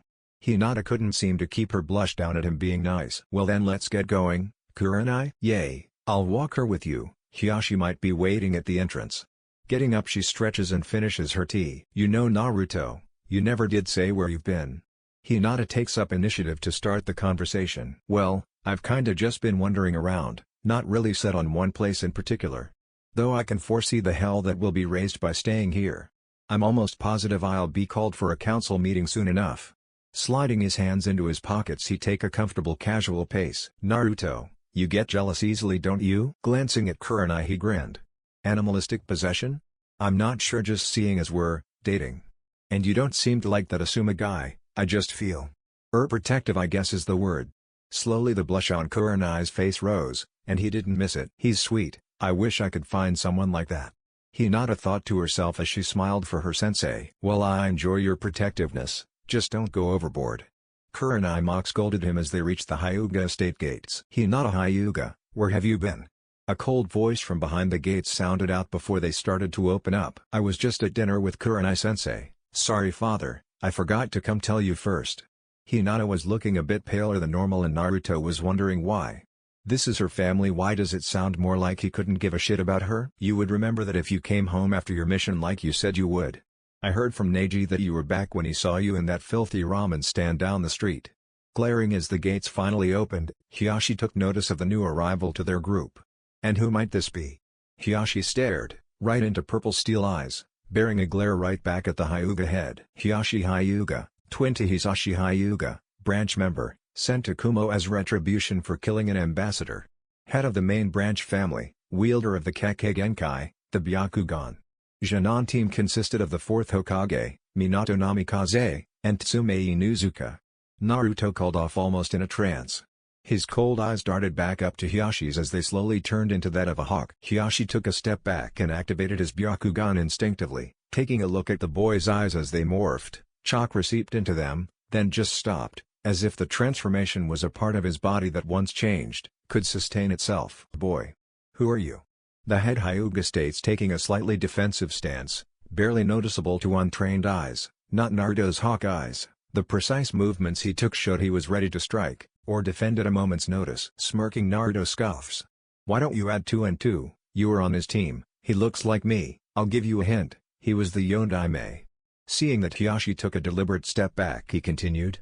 Still don't know? My mother left me for dead, in the hands of one of the clans. Hiashi's eyes widened, the shock so great he actually deactivated his Byakugan. You. I should have noticed by your eyes, you're her child. Minato's son. He could barely wrap his mind around the concept. If you were left with a clan and lived, you must have gotten away, meaning it had to be a clan that was either too nice, or wiped out. Fugaku wanted me as his test subject, his plaything, so I could become his weapon.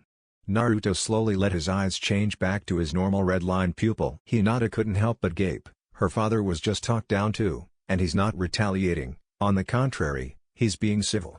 She gasped when she heard about the Uchihas and glad for their demise at the hands of the clan prodigy. Kurenai, on the other hand, was thinking deeper into the situation. Naruto was held in with Fugaku, used as an experiment, and suddenly out of nowhere Itachi kills them all? It makes no sense, unless of course, Itachi wasn't on his father's side, and on the village's side instead. Which could mean only one of a few things, either he took it into his own hands, or he was ordered to kill them all. Thinking back to the dream she had, she gasped. She was by the Uchiha complex when she heard the screams. Glancing at Naruto, she grabbed his hand gently and moved towards him. Hiashi did not miss this, he was acutely taking in the situation.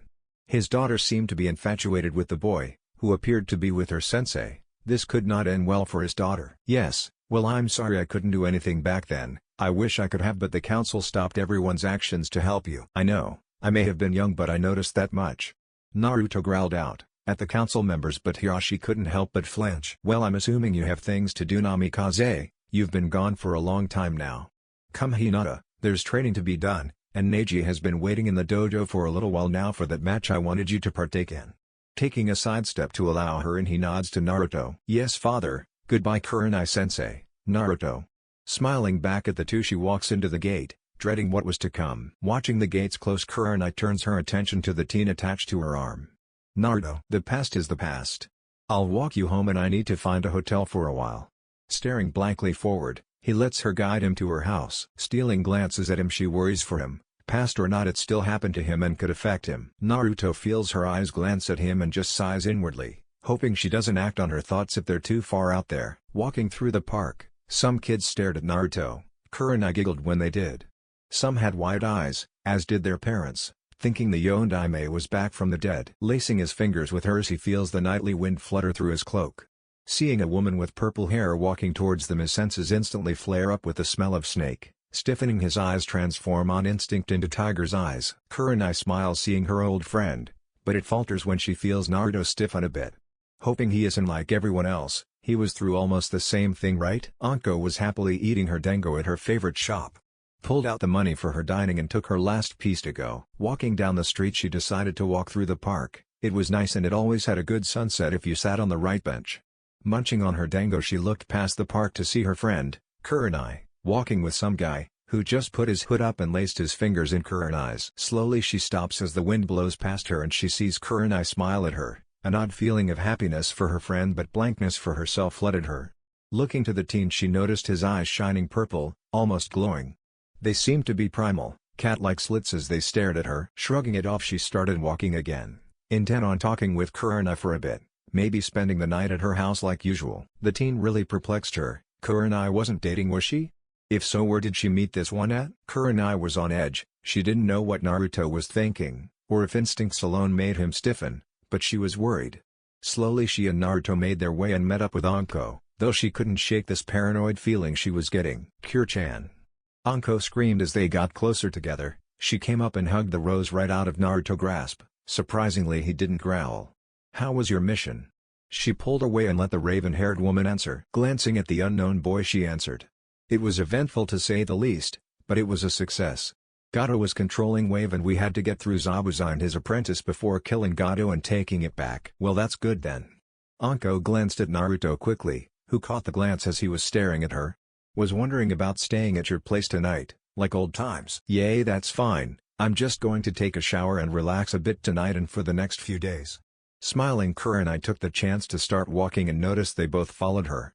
She could tell Naruto was still staring at Anko. This discerned her a bit. "I believe I should be leaving for my hotel soon enough," Naruto chided as they walked.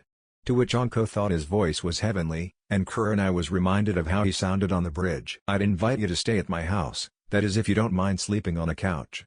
Staring back at him, she awaits his answer. Contemplatively he rolls it over in his head a few times.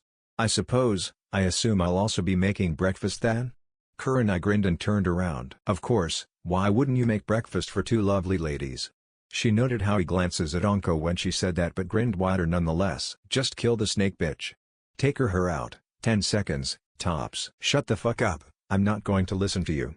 Feeling his body start to burn, he continued the walk with the two. "If you don't, I'll make you, human." Growling deeply, he feels a major headache coming on.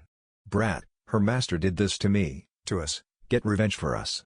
It won't take long, she won't even notice until too late, just drive your blade through her heart." Feeling the burning intensify, his growling starts to raise in volume, still too soft for his companions. "If you don't shut up, I'm going to what? Huh, human, what will you do?" Sighing, Naruto takes a breath and relaxes his body, pushing the heat back to his stomach. Hearing a loud scream in his head, he grins. "Serves you right, bitch." Grinning to himself as he turned the burning chakra right back. Damn you, I will get you for this, human." Giving no thought to the femininity of the voice, he continues walking with the two. Glancing at the purple-haired Kunoichi, he scowls. "Still. She smells too much like him. Too much snake, setting my instincts off." Shaking his head, he rests his hands behind his head and walks on. Glancing worriedly at the boy, Kurenai couldn't help but feel paranoid. He's scowling and grunting, as if somehow internally in pain, and fighting with himself. She notices how he keeps glancing at Anko, and can tell she notices too, if the fidgeting is any indication. Wondering if this was a good idea, she unlocks her door and lets them both in. A small house, with a single bedroom, bath and kitchen. It had a homey feeling every time she opened the door and came in. "Well, come on in you two, I'll make some tea, you two sit in the living room." Motioning to the puffed-up pieces of furniture showing how comfy they are. Taking to the two-person love seat, Naruto takes his cloak off and sets it over the armrest. After taking his shoes off, he sits and stares out the window, his eyes still that of a tiger. Red seemed to have seeped into the iris from the edges. Going to the one-person chair across from the love seat, Anko took her shoes off and coiled her feet under her on the chair. Seeing Naruto glance at her, she takes a look, seeing the red start to slowly recede. In that instant she was filled with fear, before the red was completely gone, and he looked away back out the window. "Wah, what was that?" "I couldn't move, the killing intent so accurate at me, I'm sure no one else even felt it." Taking the time to examine him, she notices how toned her is. Little to no fat at all muscle. Oval-like face with 6 horizontal marks, 3 on each cheek. His eyes were a deep amethyst. As they changed back to normal, a red ring formed around the pupil. Well-built body, toned but not so much to impede movement. The air around him held confidence, pride, and instinct. She shivered, feeling her body react to how he acted and looked. Damn, primal look, instinctive aura, that's damn hot. I'm not going to lie to myself, she's fucking lucky. Grinning to herself, Anko took to watching Kurenai, hoping she'd hurry. Fidgeting a bit, she waits, and waits. Glancing at the door seconds before Kurenai came through, Naruto smiled and took his tea. Kurenai handed Anko her tea and sat next to Naruto for a few reasons, mainly she was straight across from Anko. "So tell me, how have you been this last month or so, Anko?" Grinning, she sipped her tea. "Oh, just some assassinations and a few spy missions really, nothing big, the normal, you know how it is." Nodding, Kurenai smiled. "The only thing out of normal is you coming back with this guy." She motions to Naruto. "Other than that, nothing's really been going on for me." Taking notice that he didn't even acknowledge her, no glare or even glance, she scowled. "Yay, well it's a long story and I'm willing to listen to it." Anko grinned as Kurenai seemed to fluster for a second before discreetly motioning to her neck. That's when Anko saw it for the first time, the necklace, and one thing that wasn't returned to wave. Getting the hint of later, Anko grinned and nodded. "You know Gaki, I seem to recognize you for some reason." Naruto finally looked up at the snake mistress. "Is it cause I'm the Ondame's son?" Naruto said slowly like she was stupid. That's the end guys. If you enjoyed then make sure to leave a comment. This is Chaos Shinobi signing off.